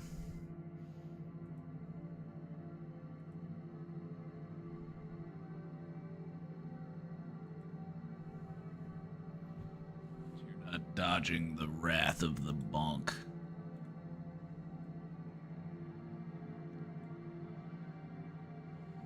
How does one be less stubborn? Is it a trait? It is a trait that I wish to soften. I know it can be helpful in certain cases. However, I feel like I'm holding myself back from so much in life.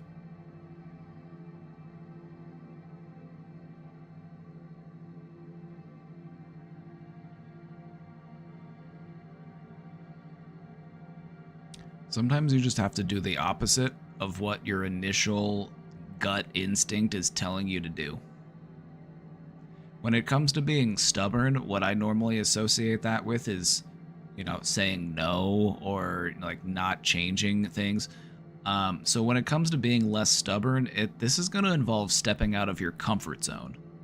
And you probably have these reflexive responses to things. You're like, if somebody invites you out and you're like, hey, you want to go to that new Italian place? And you're like, well, I kind of don't like Italian food. Which, if you did, I'm like, what is your problem? Like, who doesn't like Italian food? It's one of the best types of cuisines on the planet. What are you... Anyway. It could be as simple as just saying yes when you feel like otherwise saying no.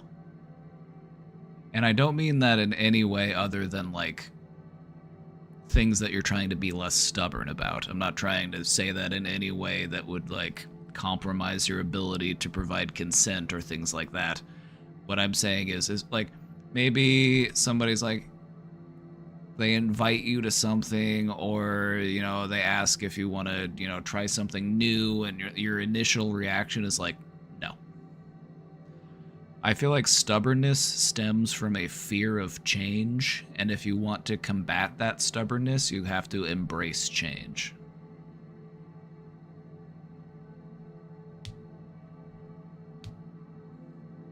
I do get sick of Italian, but I lived with one for a while. Did you ever break spaghetti in front of them? Did you ever take a handful of spaghetti and go like this?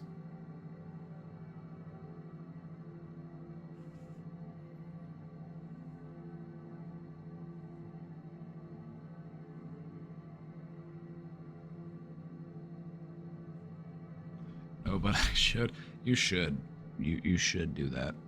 Just see what it does to them. It's like you can see it pains them on a deep level.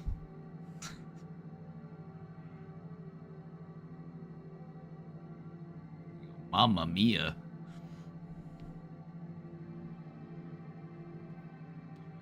So, how do you be less stubborn? By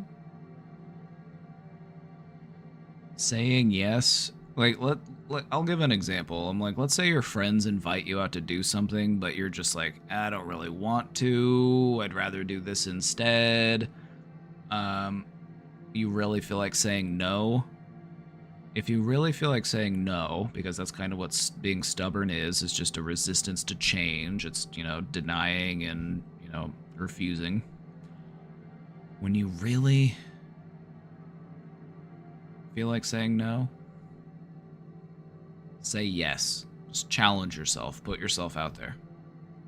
My mind's telling me no, but my body is telling me yes.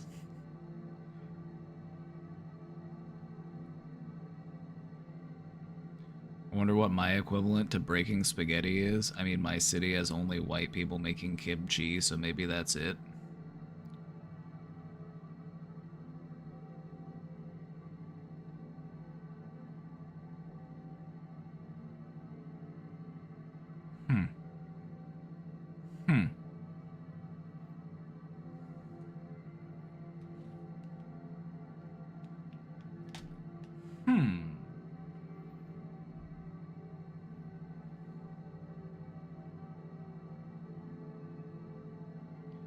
I guess, you know, let's talk about this on a little bit of a deeper level real quick.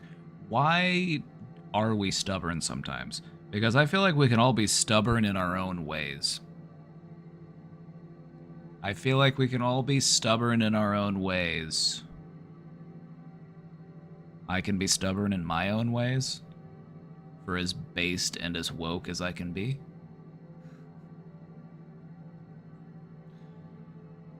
Just like all of you can be stubborn in your own ways.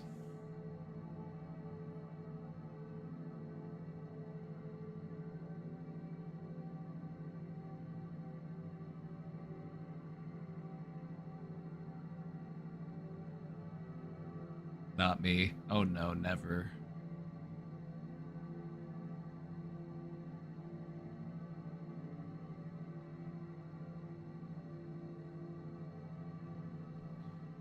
If you weren't stubborn, wouldn't you just be, like, it would just be a different type of stubbornness. You would just be stubborn about your adaptability and your flexibility. You're like, no, I will not be rigid. I must always be flexible.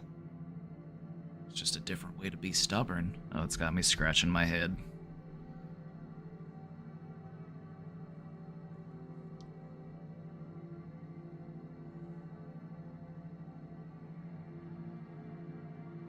We can all be stubborn sometimes.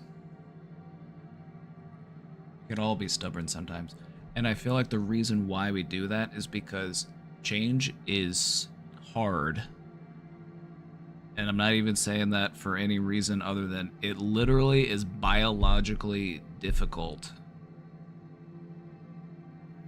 Our brains like things to be consistent because consistency means predictability, and predictability means less likelihood that I will run into something that harms me. It's all about harm prevention.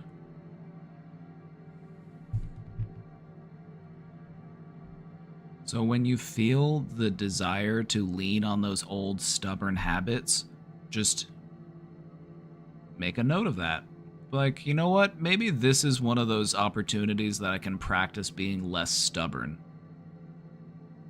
And so do the opposite thing. Just be like, you know what? Yeah, I will go out with you. That sounds like fun.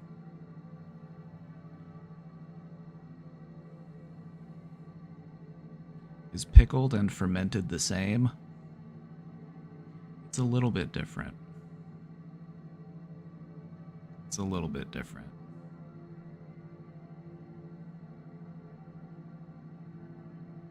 Normally, fermentation involves the production of. When you make alcohol, you have to ferment it. All pickling is fermentation, but not vice versa, I think. Oh my god, now my head hurts.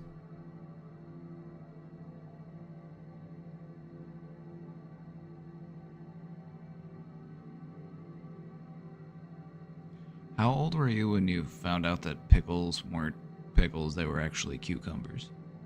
How old were you when you found that out?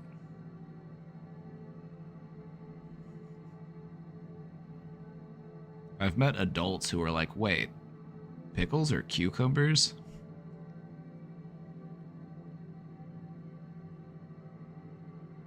It happens.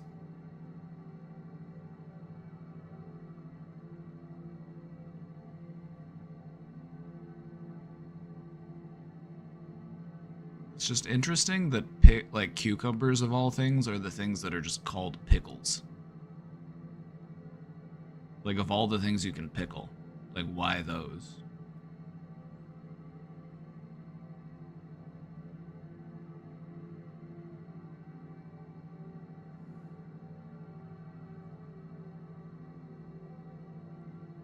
There's cucumber kimchi too. Whoa. See, in my mind, I had no idea. I just thought kimchi was that type of cabbage, but today I learned.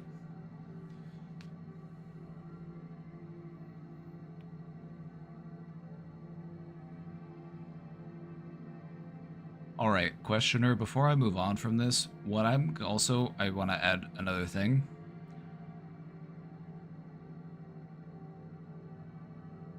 Try to challenge your stubbornness in small ways. There are going to be big ways in which are going to be more obvious to you that you want to challenge your stubbornness, but also look at challenging it in smaller ways. Like for example, if you always go for the same flavor of something or you typically eat, the same thing every time you go to a restaurant, just mix it up a little bit. Try a different flavor, get a different thing. Just small ways of challenging your stubbornness. It doesn't always have to be big stuff. There are many different ways that you can challenge that fear of change, which is what stubbornness really is. It's just a fear of change. And it's something that we all grapple with. Because change is uncertain and change can be scary. Even if it's good change, it still scares us. And that's the dumbest thing I've ever heard. I'm like, why are we wired that way? I feel like humanity would be so much better off if we were actually wired in such a way that good, positive changes felt good from the get-go, instead of feeling weird and different at first.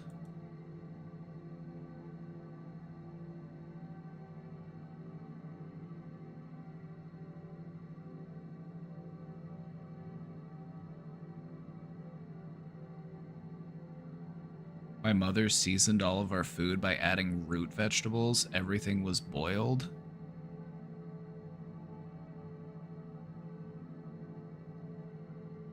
That is the whitest thing I have heard today.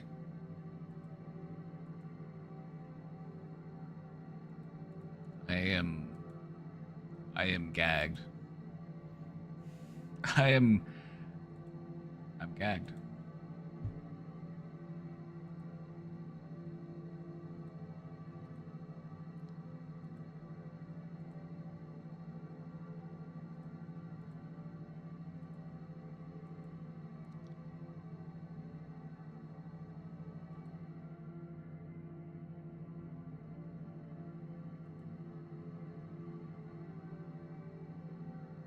Boiled meat and carrots.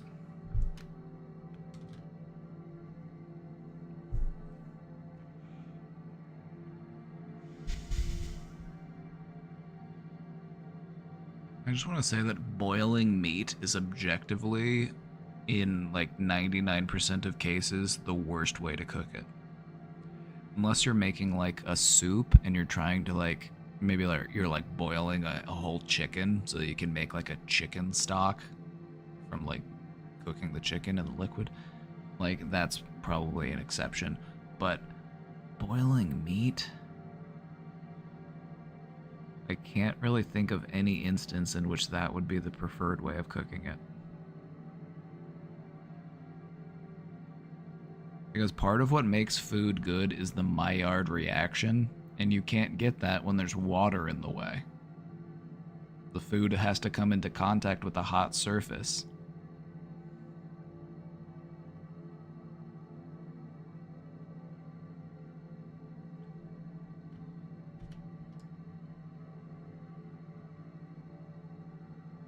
It's easier when frozen. Then bake it. Like, even baking it in the oven is a better option than boiling it. Like, oh my god. Sounds like my grandma's cooking. She would intentionally burn things so that they were cooked through. Well, that's the second whitest thing I've heard today.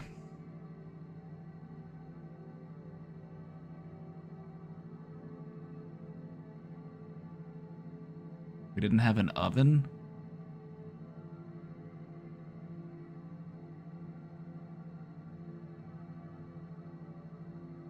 I'm so sorry.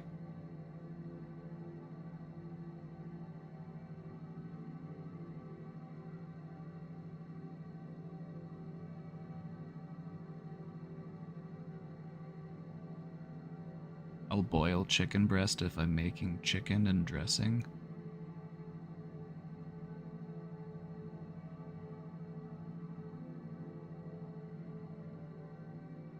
What do I need to do? What do I need to do to get people to stop boiling meats?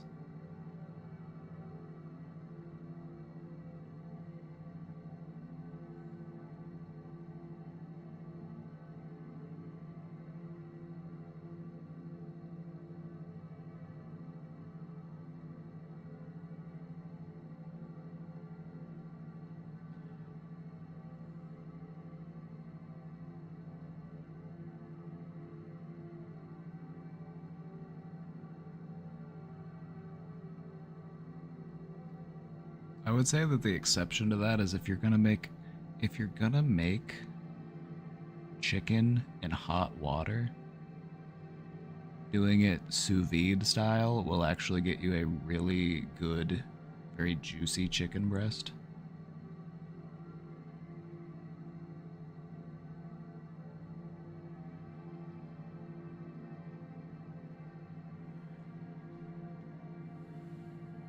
I need another cup of coffee. I need another cup of coffee to rinse off all of this caucasity I've been exposed to.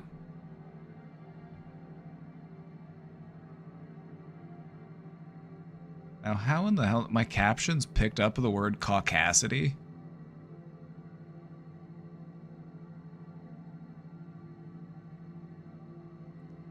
Last step of sous vide is searing things typically. Yeah, typically yes, but it's not always necessary. But if you're gonna like sous vide a steak, yeah, I would definitely sear it afterwards. But if you're just doing chicken... Yeah, you could throw a little sear on there, but the thing about chicken is, like, especially chicken breast, is it dries out so quickly. Chicken breast is one of the most difficult meats to cook properly because the margin of error is seconds between perfectly cooked and overcooked.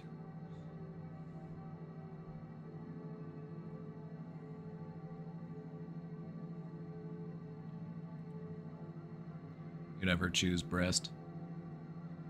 He's more of an ass man.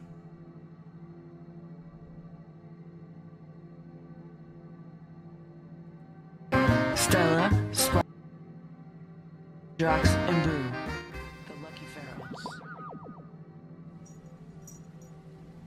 I'm gonna get a cup of coffee. I'll be right back.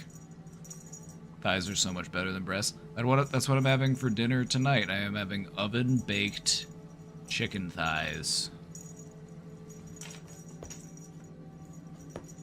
What I love about cooking a chicken thigh, specifically a bone-in chicken thigh, is it's nearly impossible to overcook.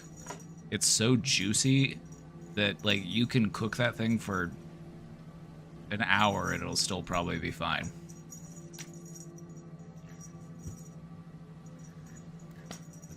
My dad cries if we don't have chicken breast. He doesn't like thighs.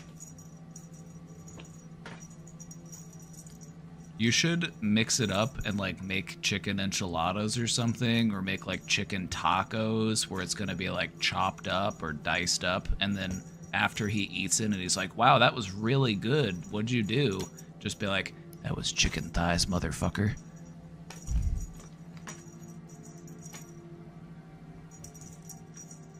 But if you're just eating it straight up and you're used to the texture and the consistency of, like, a regular chicken breast, it's like, yeah, it is a little bit different because it's different muscles.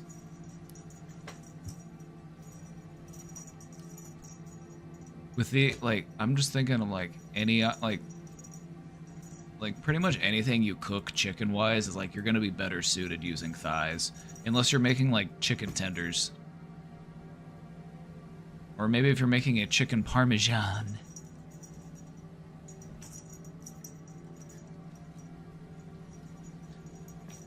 Anyway, I'm gonna go get a cup of coffee. Be right back.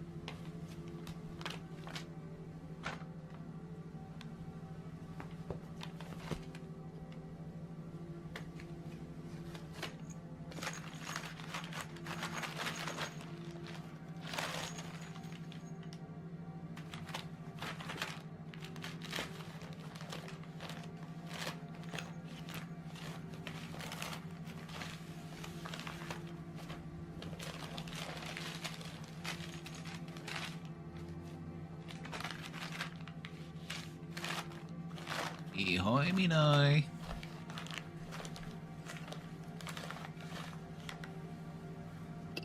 Ni hoi, me noi.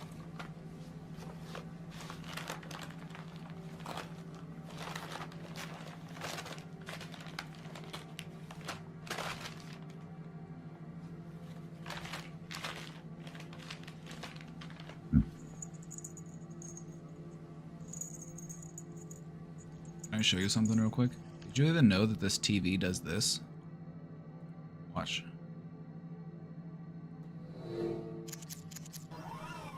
Did you even know it did that?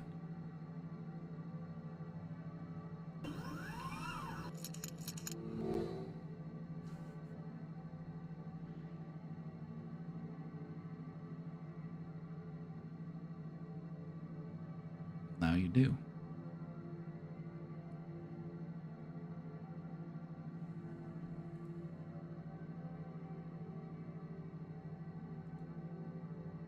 Well, now you do.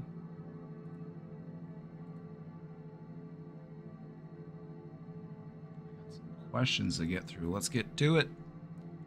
Let's get to it. Piece of hair looks tickly. Which one?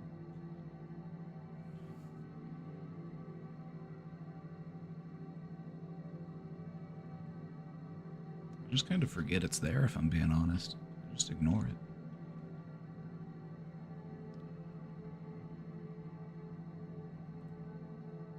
Okay, this is generic name go. Hey, generic name go. Hello.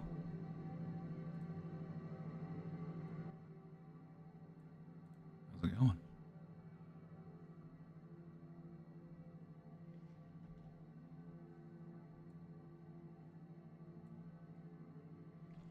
All this party talk reminds me of my teenagehood.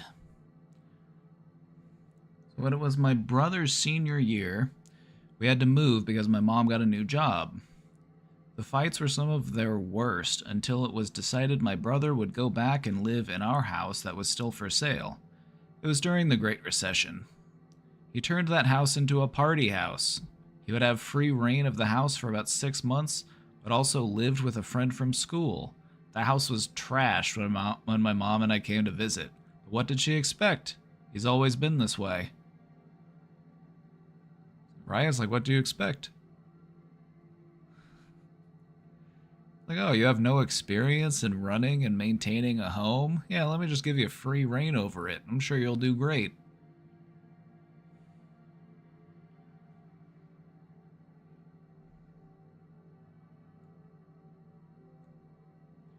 So personally, I never got into partying because the majority of the time I was cleaning up somebody else's mess. I still can't believe my mom let him go with free reign of that house. The mood at our tiny apartment got better without him pouting about, and he got to have the time of his life. I was probably a wee bit jealous because I knew what would happen, and if I had been in my brother's place, I wouldn't have done the same. And just imagine getting to go to your original high school. No, instead I got moved again after a year and a half in North Carolina. To Alabama? My condolences. My condolences.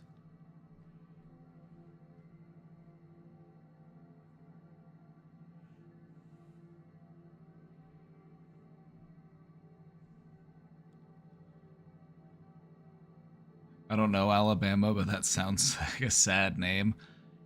Alabama is in the deep south. If you were to rank all of the United States based on things like education and healthcare and, income and all of those types of socioeconomic factors, Alabama is at the bottom. This is the world Republicans want. They want all of the United States to be Alabama.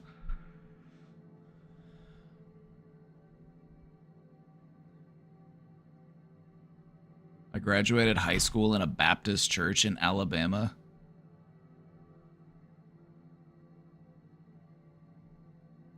I would say, all things considered, you turned out fine. It takes pressure to turn coal into a diamond.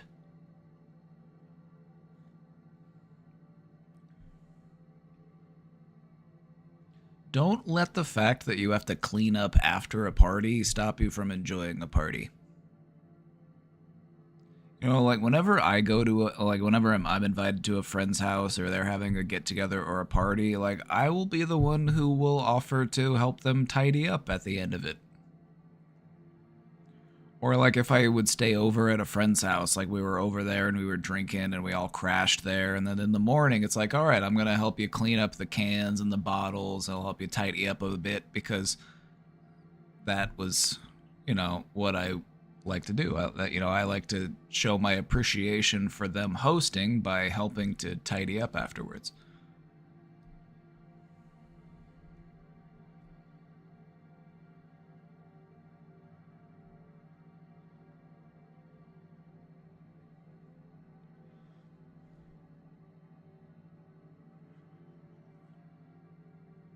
You always help clean. Oh, and thank you again for watching Penny. Jemaru babysat our dog while when we were on our road trip.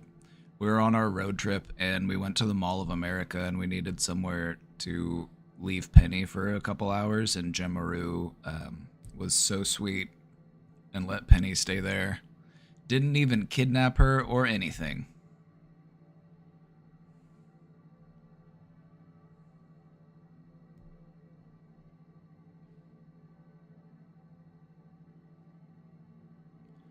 Here's the thing about those types of parties. Those types of parties that just like trash the house, those types of like high school and college parties, there's a reason why only young people have that type of party for the most part. I'm not going to say it's entirely young people having that type of party, because there are some people who are grown ass adults who like to act childish, and that's whatever.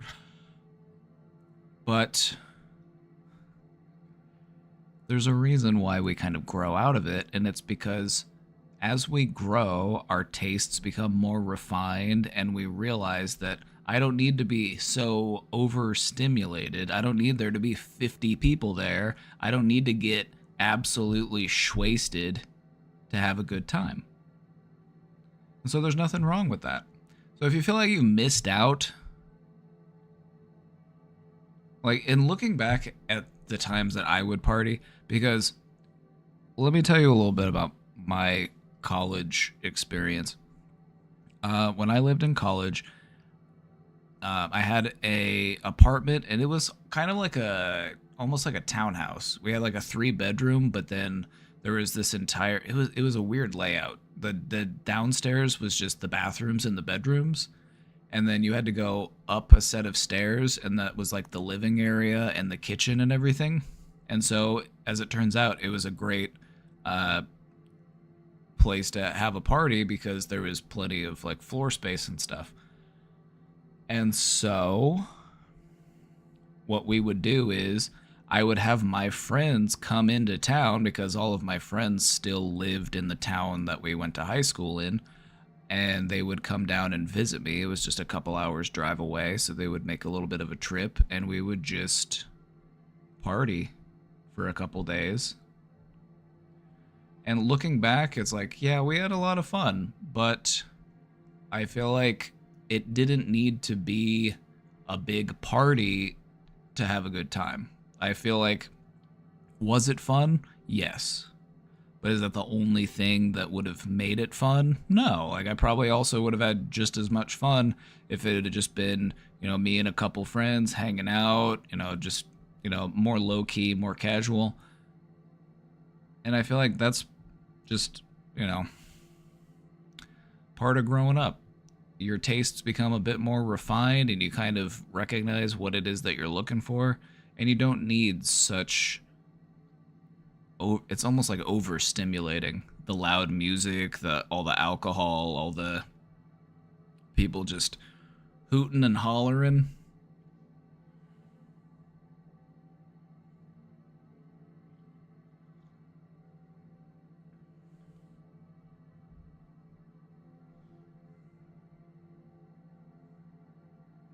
cup, it's coffee again. Surprise, surprise. There was a time in college, there was an environment, there was a house in town, and it was just like a party house. Like the way that some people, let me tell you a little bit of a story in case you didn't know. The way that some people in college or even beyond college will make money to help pay their rent is by hosting parties and then charging people money at the party. They will maybe they will get a keg or something to that effect, and then if you want a cup to be able to drink from the keg, you have to pay like $5 or whatever it was. I know people as adults who made extra money by throwing like themed parties, and they still kind of felt like those college parties even though everybody's in like their mid to late 20s or early 30s.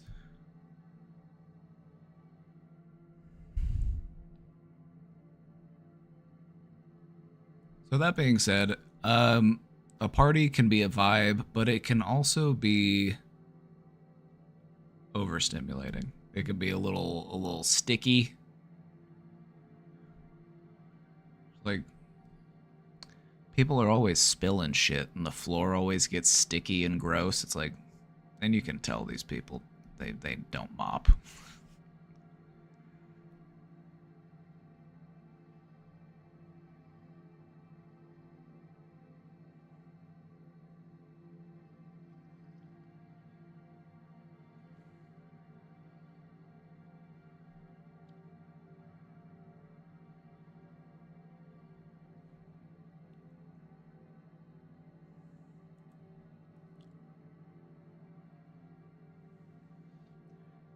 Now, here's the thing. If you really want to experience that type of party, you still can. Just go to your nearest college town and just see where all the people are going, because odds are there's going to be a place that's near campus where people will walk to, and there will be a party that is just bustling with people. They don't know that you don't go there. You could just walk right in. If you really want that experience. But no, one of these places I went to was so packed. There was no place to stand without like bumping into people. It was like being at a concert. It felt like one of those types of parties you'd see in a movie. I'm too old to blend in, I fear. Like, Jimmaru, you look 23.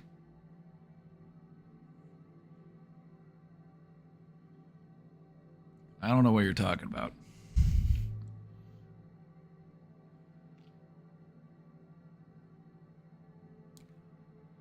But no, I remember this one time I went to a party at that house. There was just this old dude sitting there on the couch. This dude was like in his 60s and he was at the party. So don't think that looking too old or being too old excludes you. Because all of the people there are too focused on themselves. They're too focused on getting drunk or hooking up or whatever it is that they're there for. They don't care that you might not be the same age as them. You should crash a college party.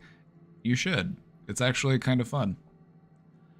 But no, there was a time when we were partying at that house and the cops came to break it up and we like escaped out the backyard and just dispersed out into the night. That was pretty fun. Even though I was legal drinking age at the time, it was just like, all right, we're leaving.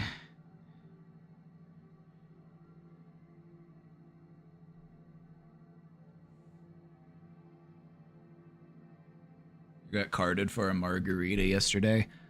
I haven't been carded at places that don't like card everybody for a minute. And I'm okay with that, actually. I'm okay with being, I'm okay with that.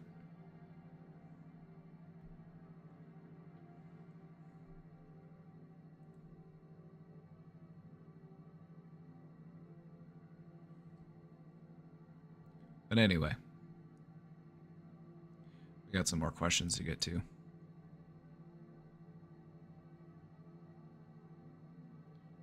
I'm always carded. I think that's just my state, though. I think we did get carded when it was when we were up there somewhere. It's one of those places when Casey was getting an espresso martini. Like, yeah, we got carded. In some states, they just do it to everybody. The guy on my mushroom ravioli package looks like Larry David. That's what I said. I know exactly the one you're talking about. I know exactly the one you're talking about because every time I see... The first time I saw it, I was like, Larry David's making pasta now?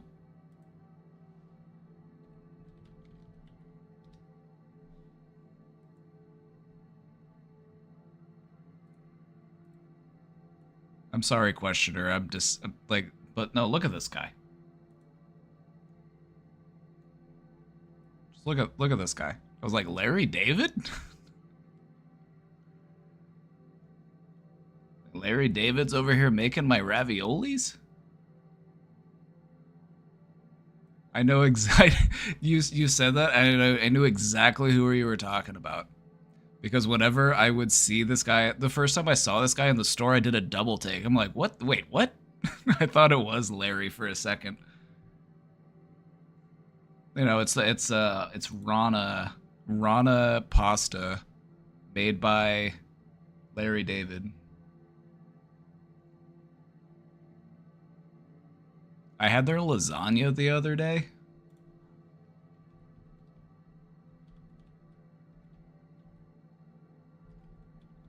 It was their short rib lasagna. I got it at Costco. It was good. This is the one I got. It was the beef and short rib lasagna. Got it from Costco. It was pretty good.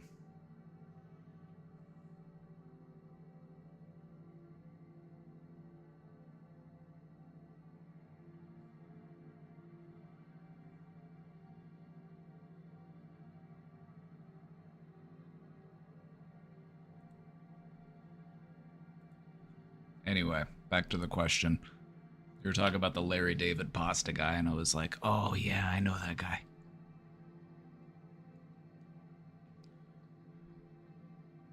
Alrighty.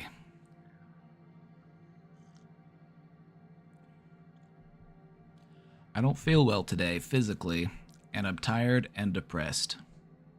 In the last couple of weeks, I've found myself wanting to drastically change things in my life, like changing jobs, moving, ending relationships, etc. I'm trying not to ride those urges impulsively, but rather to consider why I feel the way I do and ask myself how I can change what I'm unhappy about. Perfect. That's what you should be doing. That's what you should be doing.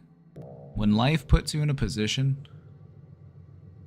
Only positive vibe. Thank you for gifting that sub. Thank you. When life puts you in that position where you feel like I need to change everything drastically, pump the brakes a little bit. Because slow, gradual change is the best type of change that you can make. It's also going to be the longest lasting change. Whenever we make really drastic, abrupt changes, more often than not, we end up sliding back into our old behaviors. We slide back into our old routines. If we want change to stick, having it be gradual and taking it step by step is the best way to have it be long lasting. So I would say you're doing this the right way. It's not unusual to have those types of feelings like I want to drastically change things because, just being real, something does need to change. You feel like something needs to change, and it's probably because something does need to change. That being said, Sometimes the only thing that we really need to change is up here. Sometimes the only thing we need to change is our mind. Sometimes we just need a new perspective. Sometimes we just need to, look at life through a new set of lenses.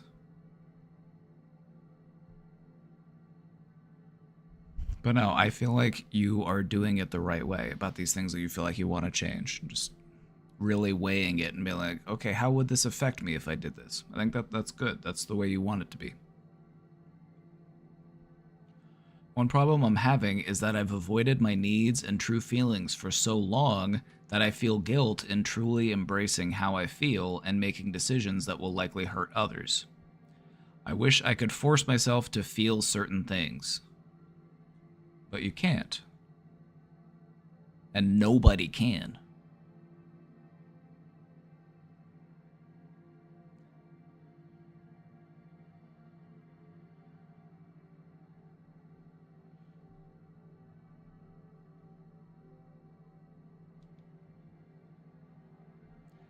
I would say ask yourself why that guilt is there. I would take a look at it.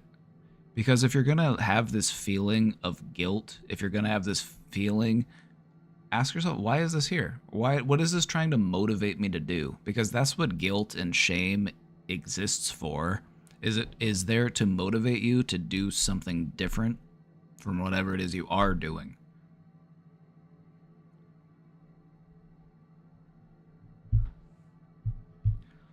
We also want to try to make that separation between feeling guilt and embracing our true feelings, because I would be willing to bet that that's part of the reason why you might be feeling a bit depressed, is because you aren't embracing your genuine feelings.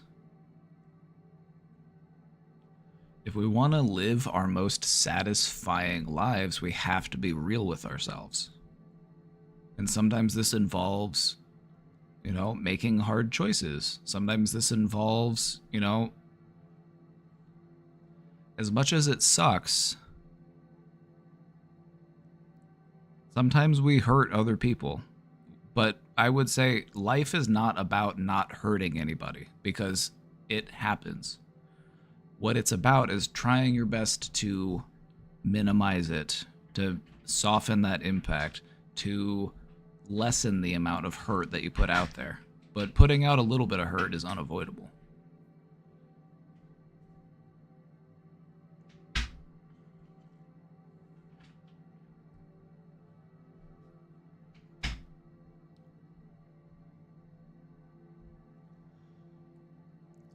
I want to be happy, but I don't know how to do that.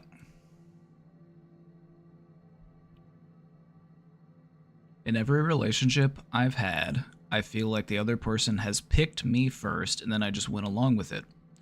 I really need to get better about listening to my own feelings, but when they change so frequently and drastically, it's really hard to trust myself. I don't know what I want or how to get there, but I guess it's nice that I consider myself capable of getting there if I could just figure out where I'm going. Let me just say that is invaluable. That's one of the most important things to have, is the ability to, embrace your own capabilities. Because a lot of people struggle with just feeling helpless and incapable. And that's something that you can't really teach somebody to do. It's something you have to learn how to do. So that's good. It's good that you have that, and that'll take you places.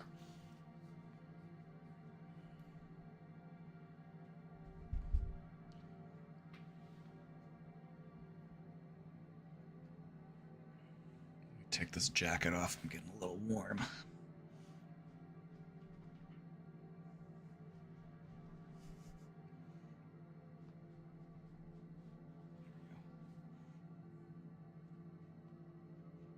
I can properly appreciate my shirt.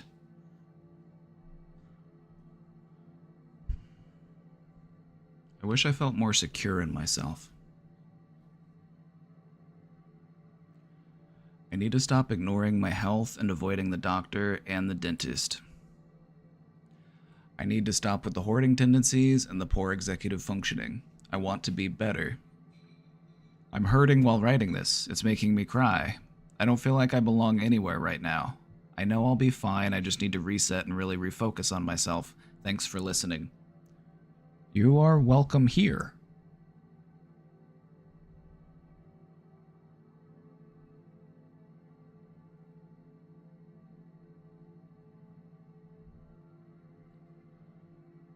I would say this. Everything that you want in your life, you can achieve. But the only way that you're going to get there is by taking yourself there. And so what I would recommend is looking at this list of goals you have. You've got a list of goals. You got a to-do list. Pick one. What's the easiest one to do? We don't even need to start with anything big. Find that goal, and then if you need to, break it down into even smaller goals. So for example, the goal of going to the doctor or going to the dentist, you can break that down into smaller goals. Like maybe if you don't have an established dentist, the first step on that goal could be find a dentist that's near me. It's got good reviews, do some research. The second step in that goal would be, okay, let's schedule the appointment. Doing those things will help to give you that sense of accomplishment, and it'll help you to build momentum. When it comes to achieving your goals, the hardest part is always getting started. But once you have that momentum, that's when things start to get easier. And then you can, while you're doing this, just feel free to take time and just reflect on that progress you've made. You're like, all right, I found a dentist and I set up an appointment. I feel good about that.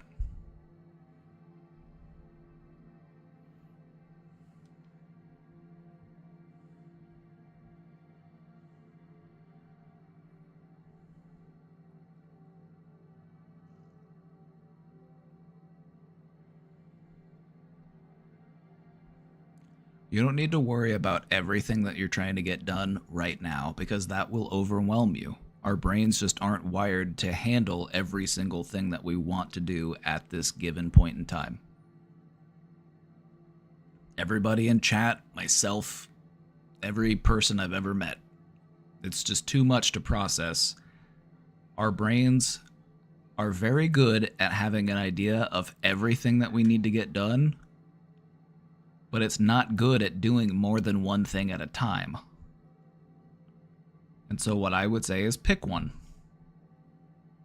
Start with an easy one. Start with a softball pick. You feel bad about maybe your home is getting a little bit too cluttery. What could you do about that? Do you have some extra clothes that you could donate to donate to a local charity? Do you just need to, maybe get some trash bags and just throw some stuff away? Just get rid of some old papers or some whatever it is that's lying around.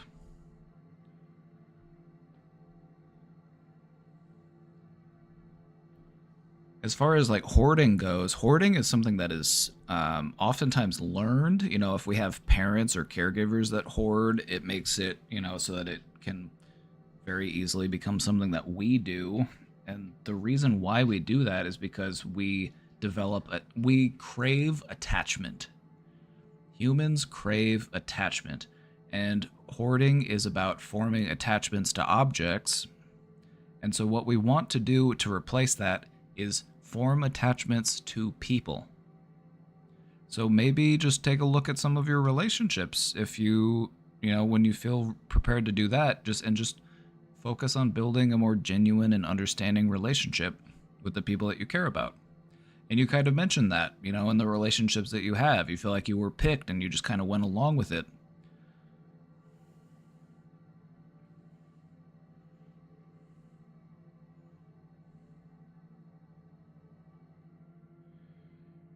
You're a hoarder. It can be fixed. It can be mended. Hoarding behaviors have always fascinated me. I've seen just about every single episode of Hoarders there is. The common thread there is that humans crave attachment. And we can form attachments to objects or things. What we want to do is form meaningful attachments to people instead of forming attachments to stuff. Because stuff can kind of satisfy those needs that we have, but not really. And that's why we hoard, is because you continue to need to form more attachments to more stuff, because it's not a suitable replacement for genuine human connection.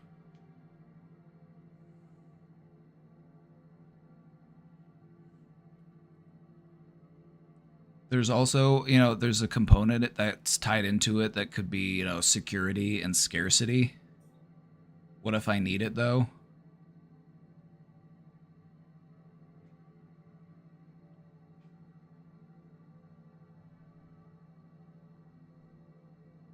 Does it have a home? Does it have a home in your home? Does it have a designated place to go? Does it have a place for you to keep it? Because there isn't anything wrong with having stuff. Like I have down in the garage, I have a bucket that's got all of the different like little screws and connector bits and random little odds and ends that I've got in, whenever I get like one of those little pieces of furniture you have to put together. It's like I've got all sorts of that little stuff, but it's not getting in the way of anything. It has a place to be, and I know where it is if I need it. So these are all things you want to take into consideration when it comes to, should I keep this?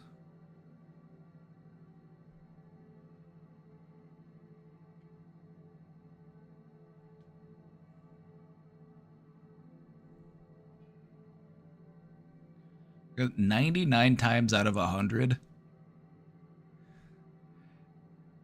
I would say a majority of the time, whenever you're in that situation of, oh, I need that thing, I'm sure I've got one around here somewhere, you can't even find it because it's lost in the hoard. And so you just go out and you get another one.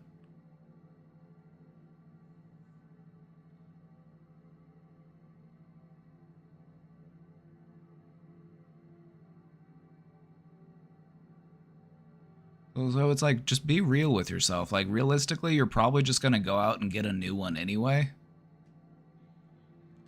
Maybe even reframe that. You deserve a new one. You don't need that old one. You deserve a new one. You've been a good brain.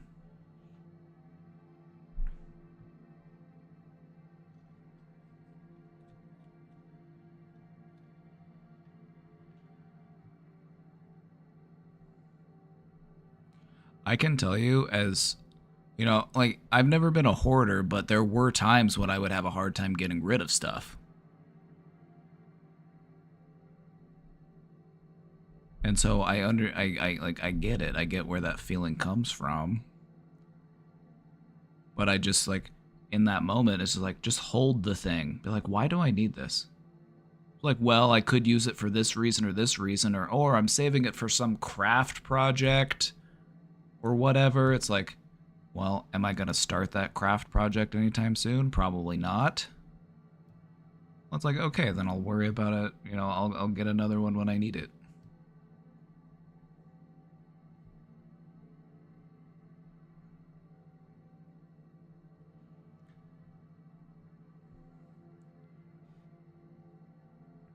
What I've noticed in watching every episode of Hoarders is that people will hoard just about anything. People will hoard garbage. They will also hoard nice things. I've seen episodes of Hoarders where the person was wealthy and they were just addicted to shopping, and they were just the floor was covered in shopping bags full of like clothes and other nice stuff that they just never even wore or never even went through because they just had so much of it.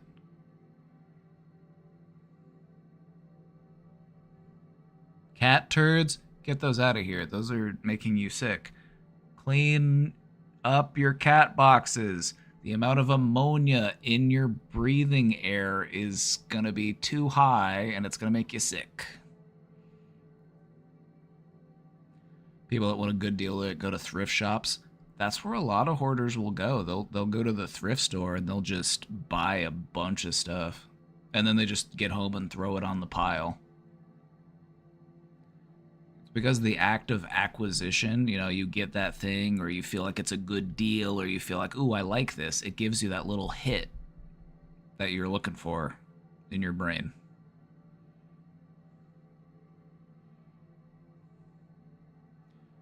There is a Buddhist saying, that which you own owns you. All of these material connections you have with objects are replacing connections that you could otherwise have with yourself or with people. And so if you want to free up some space within your mind, let some of those things go. You would be surprised with how little you actually need.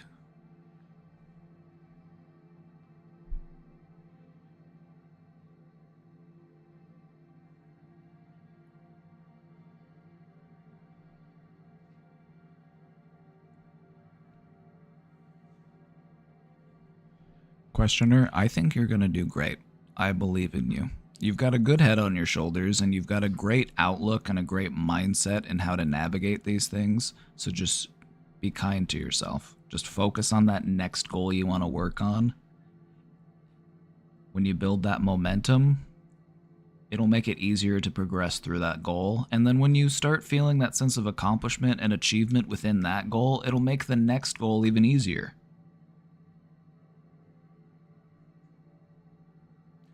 So feel free to give us an update. Feel free to, let us know how things go for you. I'm excited to hear. I'm excited to hear how things progress. We love a good update, don't we?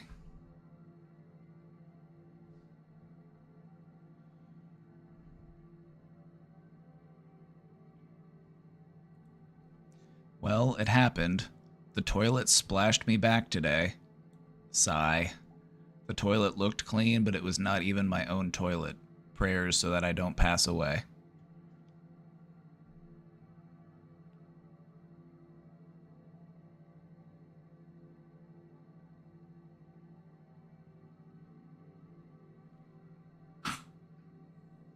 You're gonna be just fine. You're gonna be just fine.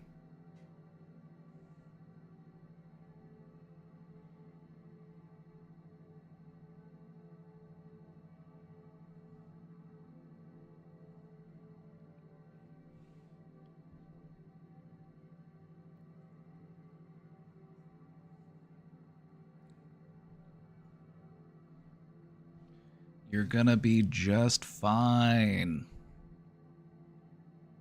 Just remember this, there are probably worse bacteria on your butt already. It's like, what else, like, you know what I mean? Like, we oftentimes forget that we are covered in bacteria. Like, humans are gross. Like, we're covered in shit.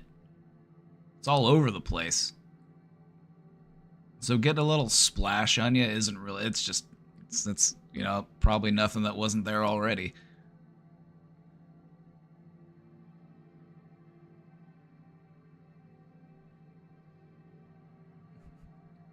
Don't go there.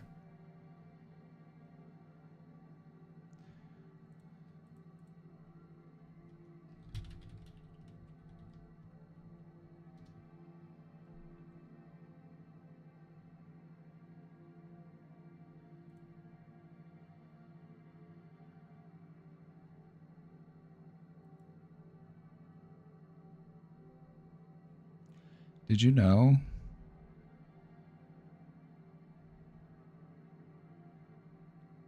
Did you know that you have more bacteria in your body than you do human cells? Within your body, bacteria outnumbers the amount of cells that go into your composition.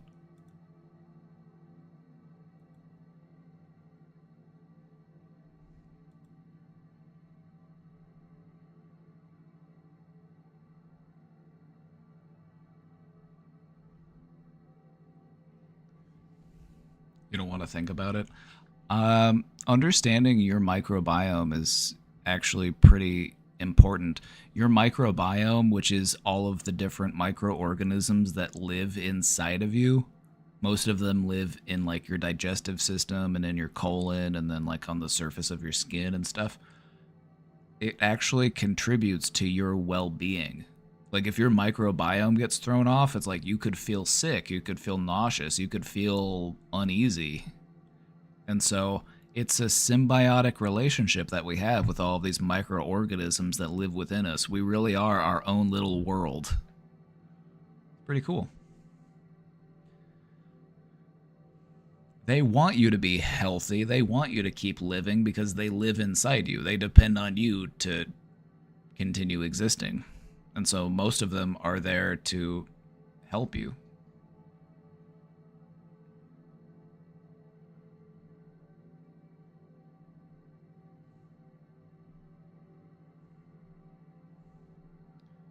So I would just say take some time today to reflect. Are you being a good and compassionate God to all of those microorganisms living inside of you? Because I've been flushing mine with coffee and they're probably wondering why I'm so spiteful. They're like, please, Almighty, enough with the diuretics.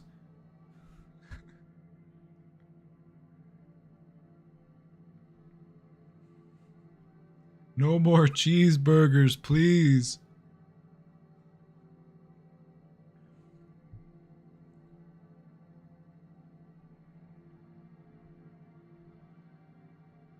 I think it's kind of cool.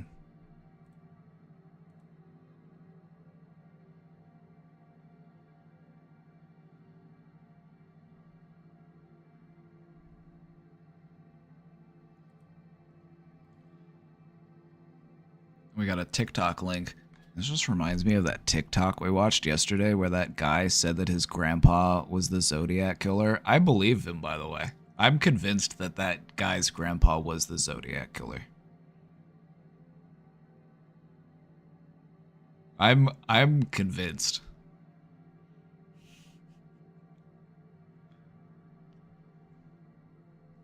He was like, yeah, my grandpa was an abusive police officer that worked in the area where a lot of the killings happened. He was also first on the scene at some of the killings, and he sent other officers away during the investigation. It's like, oh, okay. The call's coming from inside the house.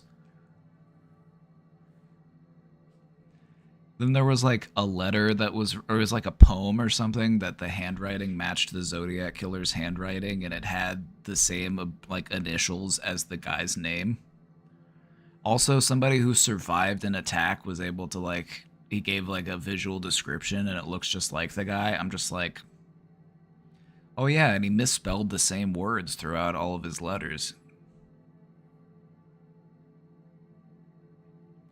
You mentioned that in a few streams and got no reply.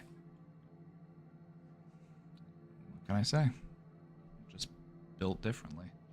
But no, I believe him. If you missed it yesterday, it was on TikTok and this guy was like, my grandfather is the Zodiac killer. And then he goes through a bunch of points and you're just like, wow, this does make total sense.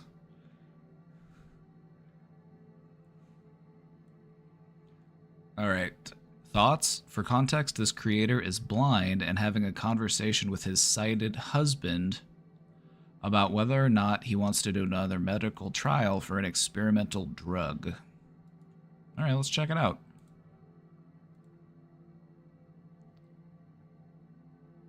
Is that what cure culture is? That's, I think, well, sort of. People with disabilities fall into two categories. Those who are waiting to be cured, Yeah. and then there's those that have just accepted the reality. Where do you fall? Right now I'm kind of like, I think somewhere in the middle. I used to be over here. I used to really be waiting for that day to come, and like I had so much hope, and I was part of all those trials and everything. And then I have friends that I've now discovered don't even want to be cured. And I'm like, well, yeah, I would want it if it was available, but also I don't want to think about it anymore. I'm so tired of waiting for it. Like, what is that doing for me? How is that helping me now? And it makes you feel more broken Like, if I'm waiting to be fixed, what does that make me today? Yeah. Like, I'm good enough now. I mean, it would be hard for all of us who aren't you to see you pass up something like that, but also like understandable. It's you, it's your eyes, it's your life. If it's not a trial you want to partake in, then you don't. Thank you for understanding. Interesting.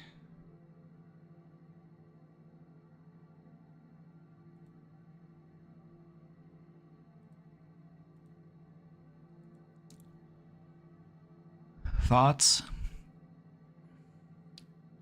This is something that a lot of people who, they have a normal like level of functioning, they're not living with any type of disability or any type of like ailments. It's something that they don't even really think about. Like if you can see, then you don't really think about what it's like to need glasses or to be blind or anything like that. It just doesn't really, it's not really part of your day-to-day, life experience.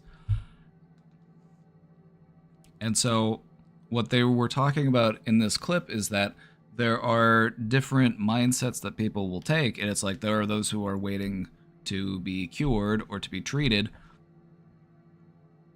And I think that is, I would say that that's a good thing, because it is that hope for treatment, that hope for a cure, that is what motivates people to make progress. It's what encourages people to try new things, to develop new treatments. And it's that hope that things can be cured, that things can be, treated, that motivates us to, have things like medical trials and things like that. But then on the other hand, he's saying there are other people who are just like, well, I don't want to just sit around and wait for a cure, because this also speaks to the adaptability of humans, is that we are able to thrive in any number of different circumstances. The fact that you might not be able to see, or that you might not be able to walk, or that you might not, you might be, limited in some other way, it doesn't mean that you can't live a full and satisfying life. And so I think it's important that we have both of those mindsets, because first off, like he said, you don't want to just be waiting around, waiting for a cure, because it can make you feel, like there's something wrong with you, or it can make you feel like, you're waiting to be normal or whatever it may be. But we do want that hope, because that is what pushes us forward as a species. We want to be able to help people who are willing to receive that help and who are open to receiving that help. And so I would just say this is a great lesson in empathy for anybody who, is living without any type of, for anybody who might not be living with any form of disability, this is a really great lesson in empathy, just to show you that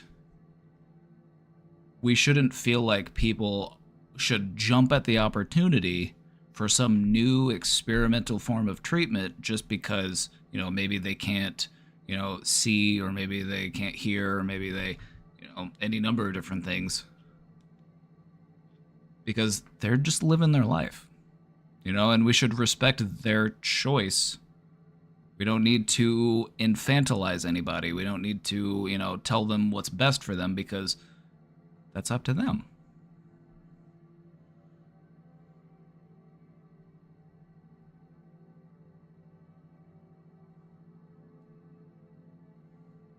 Yeah, I've seen this guy before on videos. This was the guy who he brought his guide dog like into a restaurant or something, and they were like, "Well, you don't look blind." And he had to like over explain himself, and then they were like, "If you bring that dog back into the restaurant, it's like we will like." Yeah, he was basically just getting discriminated against, and he was accused of having a fake guide dog. It's like, they threatened to call the police on him. I would love to see that happen. I would love to see the police just turn on the owner and be like, you can't do that. That's illegal. It's a violation of the ADA. The ADA is actually one of the best laws that the United States has ever passed, I would say. Because even like other countries like don't even have, like, they're not even on par as far as that. I would say that the ADA is probably one of the most woke and based things that the United States has ever done. Because it's something that you don't see everywhere. In other countries, people who have a disability just have to deal with it, and they have to, you know, they don't have like access ramps, or they don't have like little divots in the curb for like a wheelchair, or, you know, they just have to cope. But thanks to the ADA, it's like, no, we have to do that in the United States, and so it's a great thing.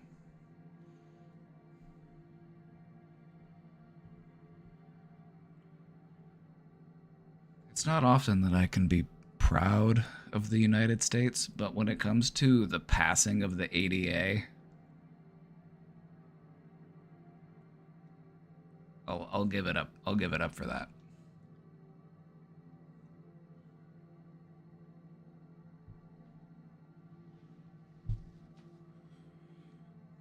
But no, that video gives us a great lesson in empathy, in that we shouldn't tell people who have a disability what is best for them. We should trust their autonomy. You know, if they want to try an experimental trial that could help them with their disability, that's their choice. And I feel like this kind of speaks to a trend that exists in the world, is that we have a habit of infantilizing people who have disabilities. And it's wrong to do that. Absolutely the wrong thing to do. It's offensive, it's disenfranchising, it's belittling, it's something that people have to struggle with every day. Just being talked down to, or being talked to like they're a child because they have a disability.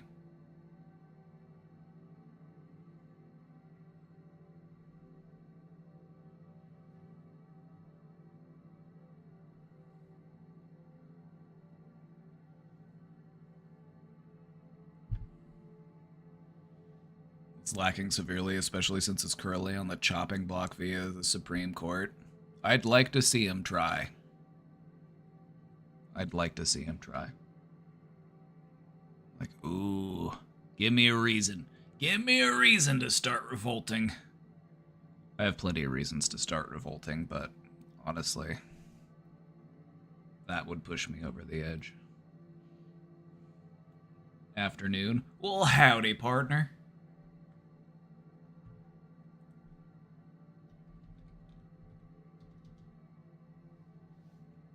Hats off to you, partner.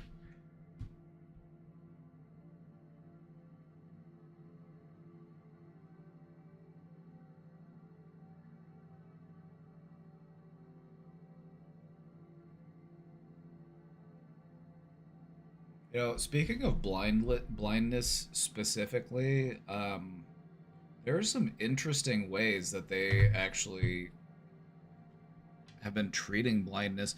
I heard this, it was from a podcast. There was this, they had these special set of glasses, and it was connected to this like metal square that was full of electrodes, and you put the metal square on your tongue, and it would process the visual information from the glasses, and it would convert it into electrical impulses, and so you would essentially see with your tongue. Isn't that wild? Because as it turns out, we don't see with our eyes, we see with our brain.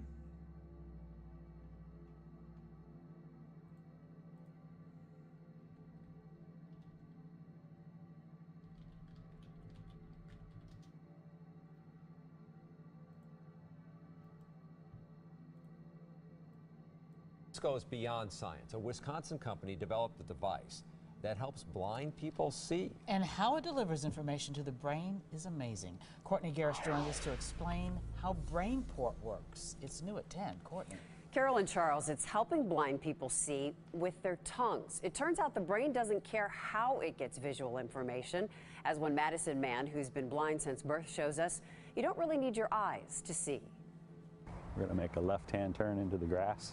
Kevin Jones lost his sight as an infant after being born 3 months premature. These are the glasses with the camera in them. Now he's learning to see in a different way. It helps me understand things that were not possible before at all. Kevin's been using the BrainPort device for a year now and experiencing some pretty amazing things. The thing that was on a whole different level for me was watching a lunar eclipse. It just started getting smaller and smaller. It was so cool. And he saw all of that through his tongue. The brain is not hardwired, so you don't have to go, for instance, from the eye through the optic nerve to the brain. Bob Beckman is the CEO of WeCap, the Middleton, Wisconsin company that developed the BrainPort technology. The BrainPort is more like learning a new language than it is like learning to see. We had Kevin walk down the sidewalk to show us how it works. The device in his mouth is connected to the video camera on his glasses. Here's what the camera sees. That visual data is sent to Kevin's tongue, which then delivers it to his brain. Now look at the image on the right. That's what Kevin sees. It takes training, it takes time, and even Kevin is still learning to use the device. BrainPort draws a picture on Kevin's tongue, and he has to figure out what that is. And once you do, BrainPort opens up a whole new world. In this video produced by WeCab, Kevin is throwing darts at a target, putting a golf ball. He's even able to stop a rolling ball. But the best part for Kevin, using this tool to get through daily life. You can see sidewalks, you can see crosswalk lines, which is great for really busy or wide streets. And what's been fun for Kevin, building a visual understanding of the world. He's figured out how to pick up a soccer ball. I used to miss all the time when I tried to just see the ball and then aim for it. So he started using his hand as a marker. I was imposing my hand over the top of the ball. Were you able to see your hand then? Yes. The BrainPort? Yeah, and then when it lined up, then I knew I could reach for it. And then there are the things explained to him over the years that Kevin never really understood. Like fireworks, something he's been able to see for the first time. I can see that some are really bright, some are not as bright. Nothing is in color, but Kevin is still soaking up his new view of the world. So it's still a pretty, this is like an experimental, like pretty simple implementation, but let's see, when did this come out? This was 9 years ago. So just think about, the technology as it might exist today, or the advancement we've had since then. Like, this is just the first type of iteration of this type of technology, but what it really speaks to is you don't need your eyes to see. Like when you dream and you see things in your dream,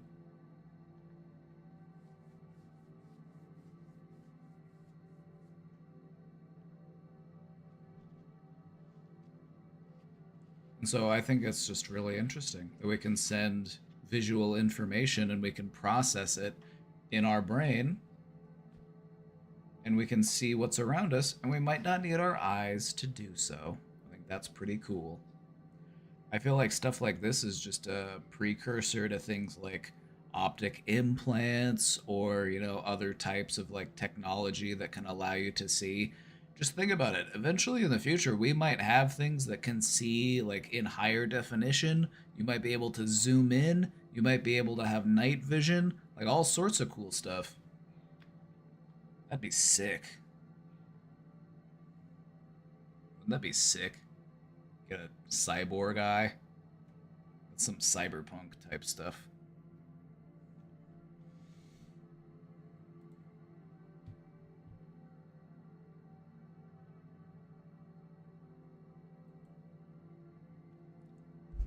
But I get this. I want to kind of circle back to that other video we watched about just that position that some people have, in the case of the guy who was blind. He's just do I want to be cured? Do I want to wait around for that? Is do I want to do this, or am I just gonna focus on living my life? And it's it's the hope that we can treat it, and it's the hope that we can help people that allows stuff like this to be developed. You know what I mean?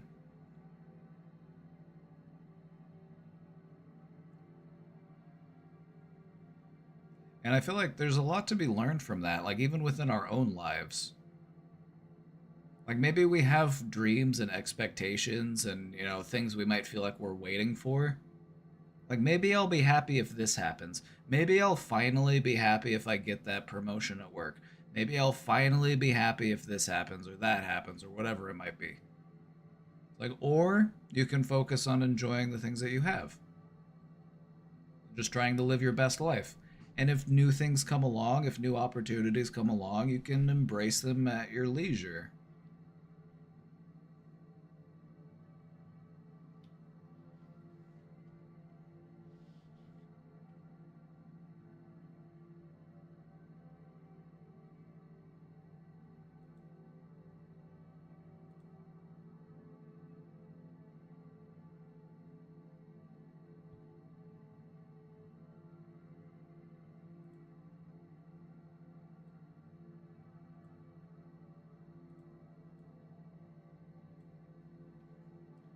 Right, we got another question up. Let's take a look.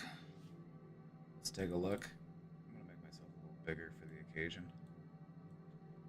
Got another question on deck. Let's take a look. I feel like I've lost respect for my partner. Sometimes I really love them with no doubt in my mind. Then other times I remember things they've done in the past that hurt me, or things they've told me from their past and that just make me think they're a douchebag. I have a hard time accepting that they've changed, forgiving them, and moving on. How can I fix this?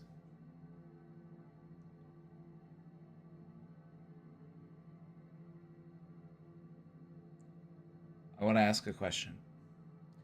Do you believe that people can change?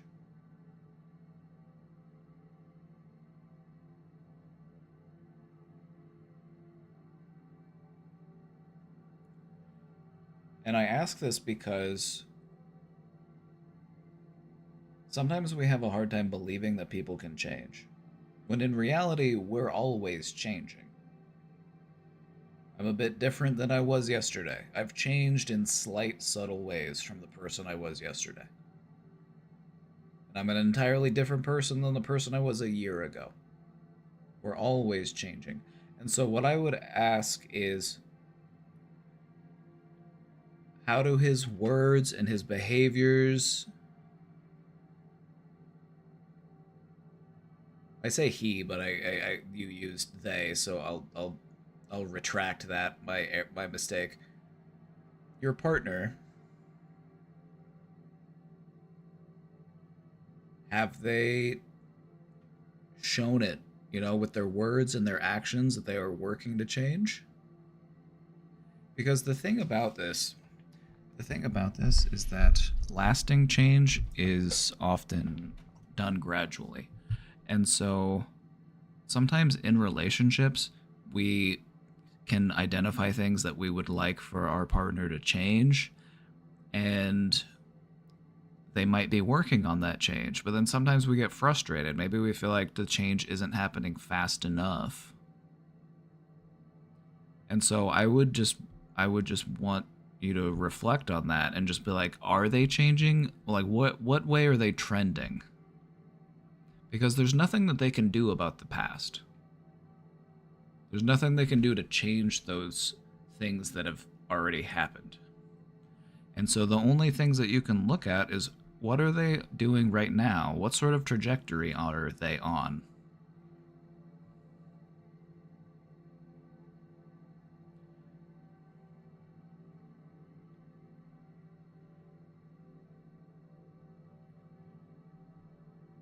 Because I would say, just depending on that, it's like, have they continued to repeat these same things? Have they continued to be hurtful? Or have they continued to, you know,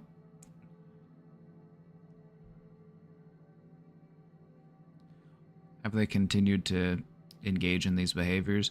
Or are they changing their behaviors? Because if they are changing their behaviors,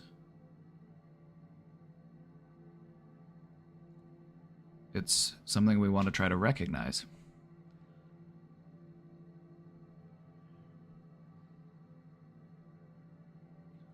I would try to also reflect on the ways in your life that you have changed.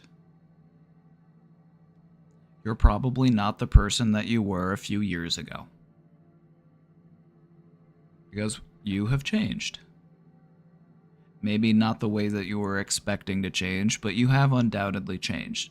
We are dynamic, organic beings, and we are in a constant state of change.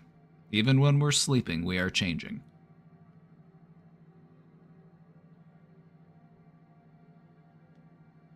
Sometimes we have a hard time believing that other people can change, and that stems from an inability to embrace our own ability to change.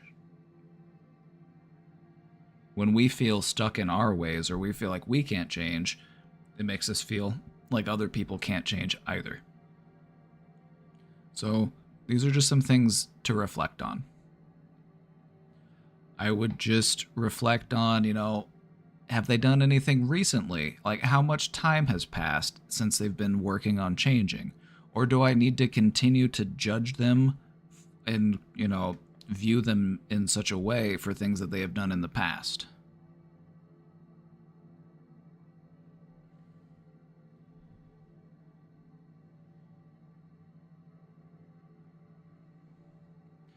We've all done things that we've regret, and I don't know the specifics here, so I don't want to, infer anything. I'm just going to speak generally here. We've all made mistakes in the past. Whether or not we learn from those mistakes, whether or not we correct and change our behavior, that is up to us. And so I would just say, does this look like something that your partner is working on changing? Or does this look like this trend is continuing?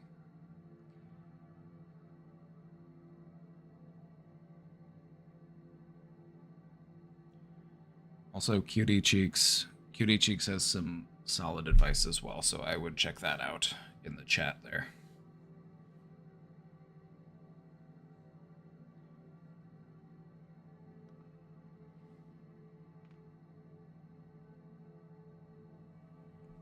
When it comes to having a hard time accepting change or forgiving others and moving on, what I would recommend doing is starting with yourself. I believe that it is easier to acknowledge that other people can change and to forgive other people by recognizing the ways that we change and also forgiving ourselves for the things that we've done in the past. I believe that that's a good place to start, is by looking inwards.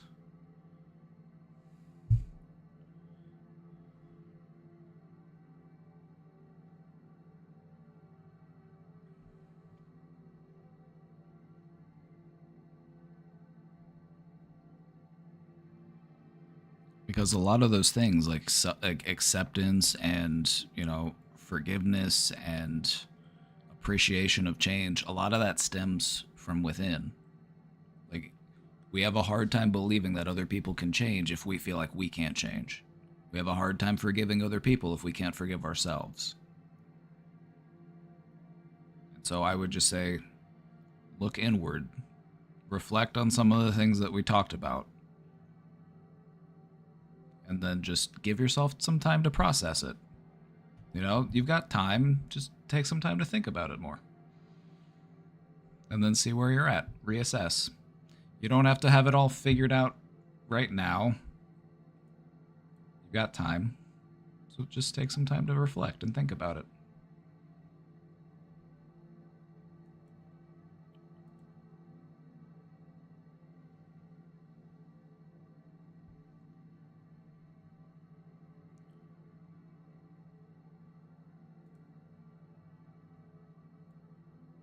How do I change a bias that I might have that I don't know I have? And what questions should I ask myself in order to change the bias?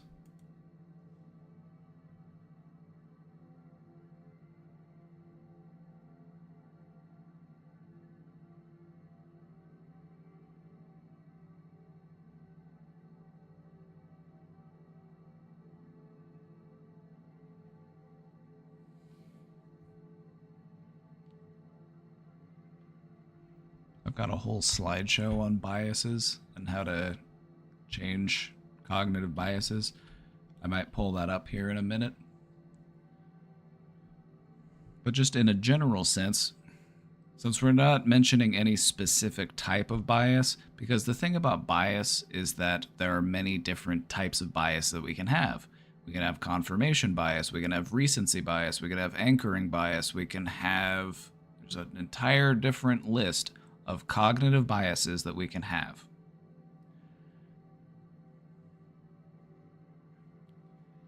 And so when it comes to dealing with our own biases,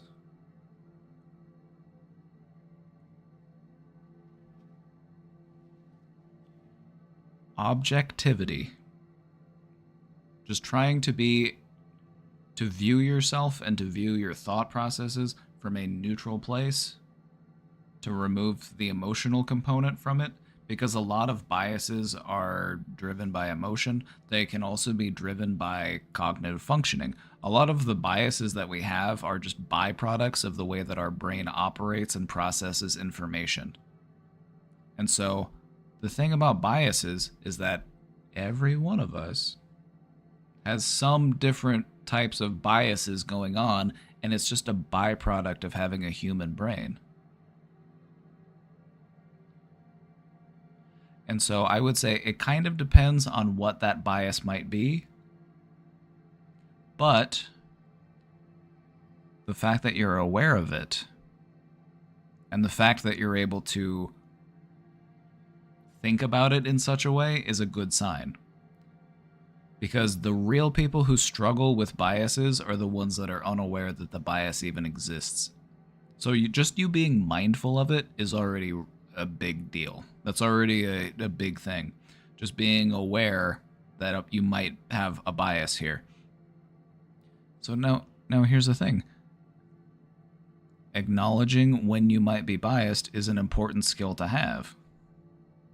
Like, sometimes I will speak on a certain topic, and based on my own experiences and based on, any number of different factors, I might have a certain bias. And so what I will do is I will mention that in my discussion and be like, now I may come from a biased standpoint here, but, and then, make my point. So just your awareness of it is your biggest tool here. It's what you would want if you were trying to change a bias that you might be having, is just asking yourself, now am I biased in this? The best way to change any type of bias is just running yourself through that question. Now, could I be biased in this? And for what reasons? Just understanding that that bias may be there is a good way to work on changing it. So your awareness is everything.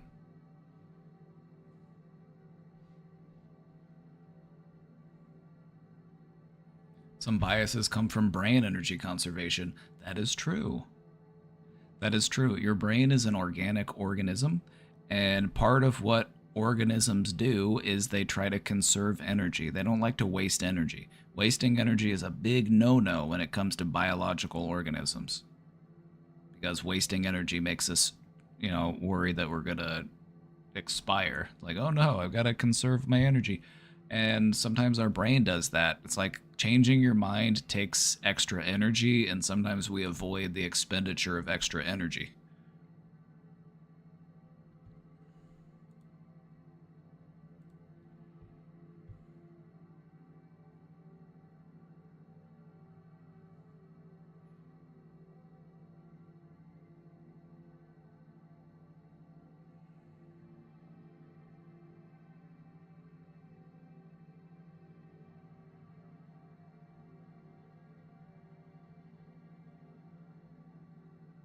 My biases. Where are my biases slideshow?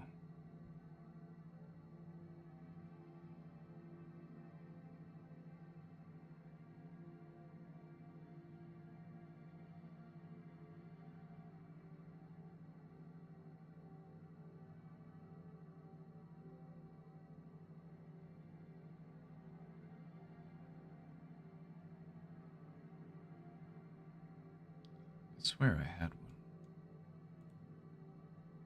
one. Anyway, I don't need to pull up slides. So, what sort of questions should you ask? Whenever you feel like maybe you have a strong emotional response to something, or you just have like a knee-jerk reaction to something, it's okay to ask yourself, why do I think that? Why do I feel that way? Why do I believe that? I would say any worthwhile belief can stand up to scrutiny, and so reflecting on your beliefs and asking yourself, why do I have this belief? Why is this here? How is this helping me? I feel like that's an important, facet of having a well-working mind.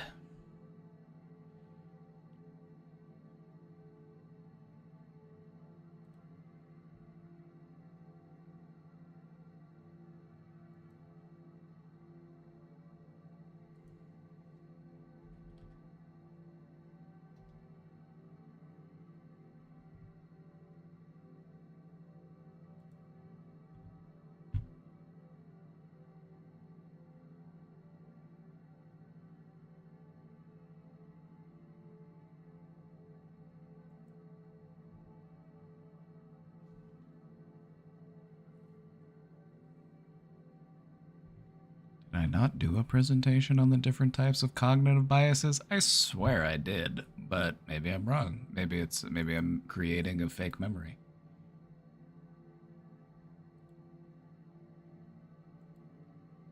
Or maybe it's titled something different.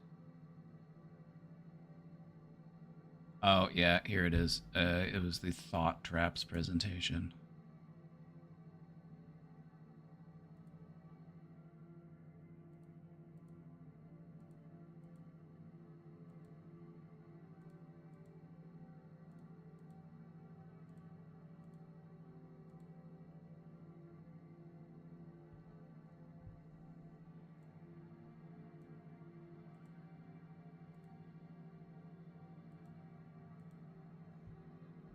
Question box has been great today. Yeah, question box has really been popping off today. So thank you for everybody who submitted a question. Thank you all for playing along.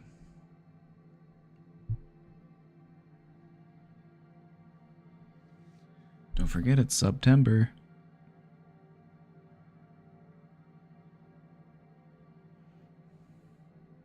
Throw some bones at your boy.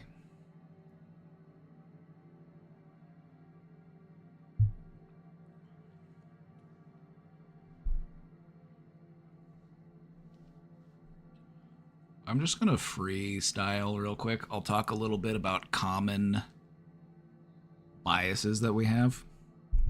One of the most common biases that people deal with is confirmation bias. When we have a belief, we will seek out information that agrees with that belief, and we will disregard information that goes against that belief.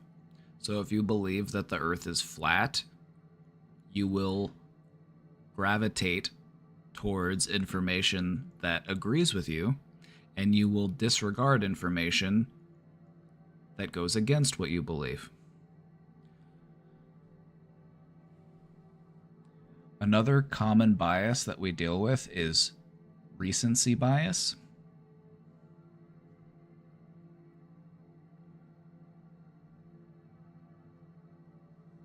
Whenever things are recent or new to us, they stick out more in our memory, and so we might gravitate more towards those things. Like, maybe a person has been, kind and compassionate for many years, but then they, get upset and angry one day, and it's like, wow, it just changes my opinion of this person. It's like, wow, they're such an asshole. That's recency. Another type of cognitive bias we have is known as anchoring bias. Anchoring bias means that the first things that we learn about a thing, we tend to hold on to.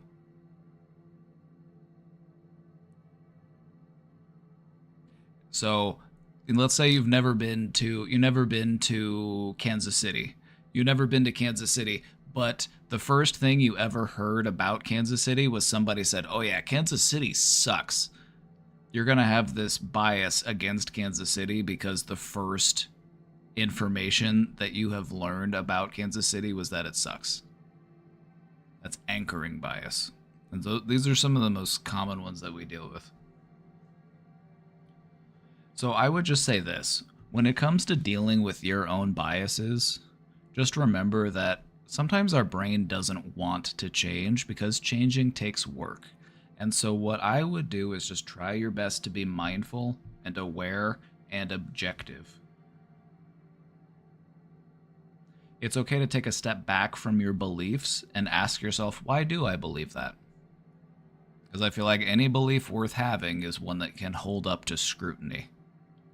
If it can't stand up to that line of questioning, why do I have this belief? Is it a belief that's worth keeping? Probably not. That's what I would argue. But then you got some people who would say that that's blasphemy, but I've never denied being a blasphemer, so. Any other filthy heretics in the crowd tonight? Any other blasphemers? Anybody, any other apostates out there? Where are you at? Where are you? Just me then? We're all good little boys and girls. We're all good little they thems.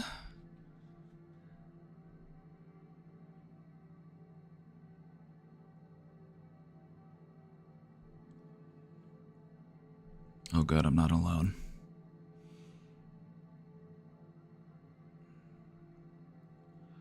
The fact that you are even trying to push back against your biases is so huge. Like, you would be alarmed to figure out how many people never even think about that, or who never even try to change their misaligned thinking. It's also important to remember that these types of biases also apply to things such as our self-esteem, our self-image, our confidence. Sometimes we have biased views and beliefs about ourselves, our own capabilities, the type of person that we are.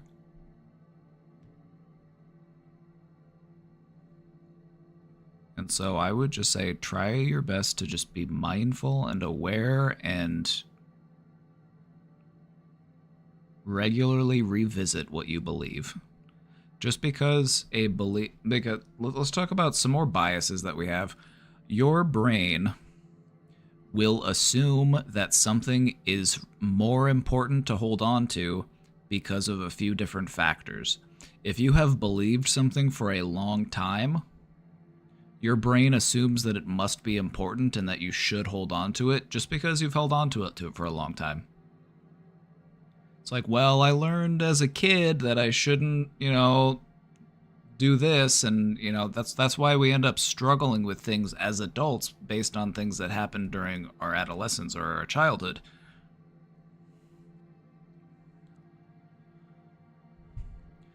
We also have a hard time letting go of things that create a high level of emotionality within us. If a certain belief or a certain memory or something creates a large emotional response within us, our brain assumes that this must be really important. And so I should hold on to this. This is part of the reason why it can be difficult to let go of things like trauma. Is because we look back and we're like, yes, this caused a great deal of emotional turmoil, so it must be important. I need to keep this. Just like you shouldn't hoard newspapers, you shouldn't hoard thoughts and beliefs as well. It's okay to let stuff go, including stuff up here.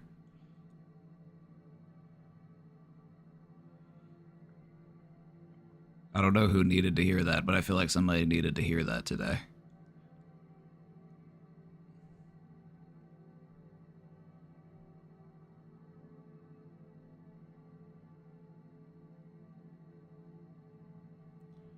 try to push back against my biases because I want my brain to be active enough to age more slowly.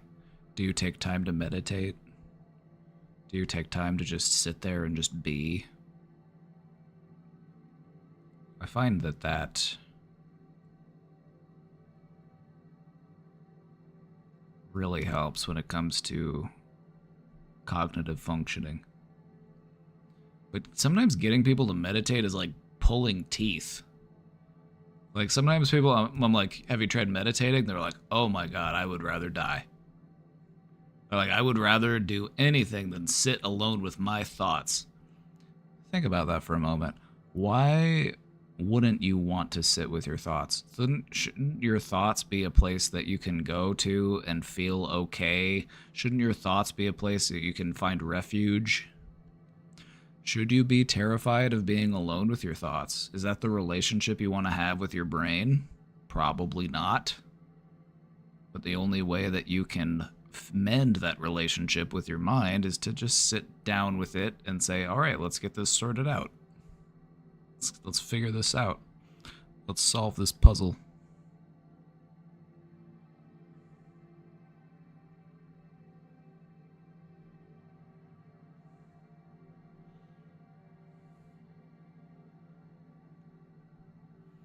Any last thoughts?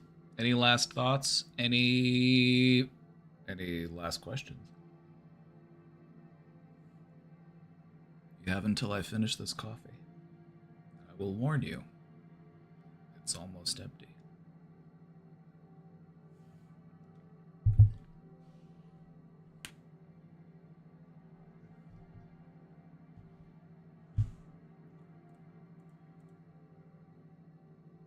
Another day on the books. Another day on the books.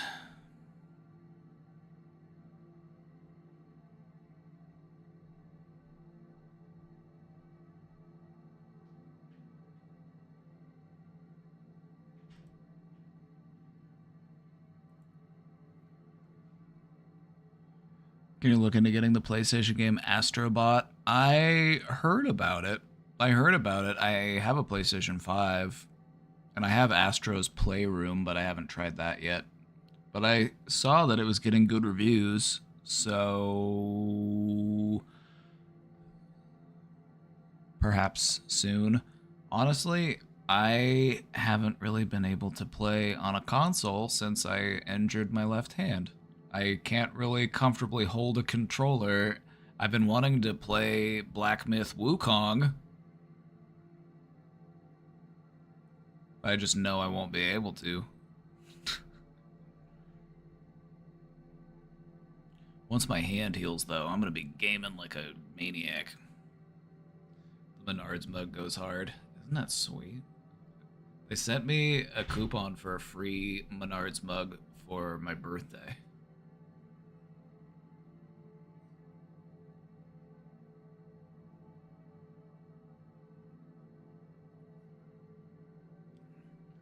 Save big money at Menards. Save big money at Menards. I'm open to a Menards sponsorship. I'm not sponsored by Menards, but I would take one. Tim Waltz is a Menards fan, which is why I will be voting for him in the November election. Because he also supports Menards.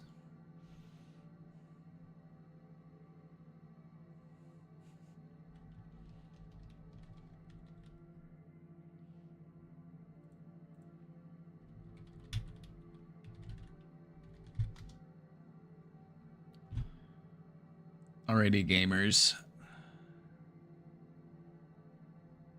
Alrighty. Casey is out in the living room. She's out there playing a game, so I'm probably gonna go hang out with her. And I'm also gonna be making dinner, so I'll see you over there. Sound good?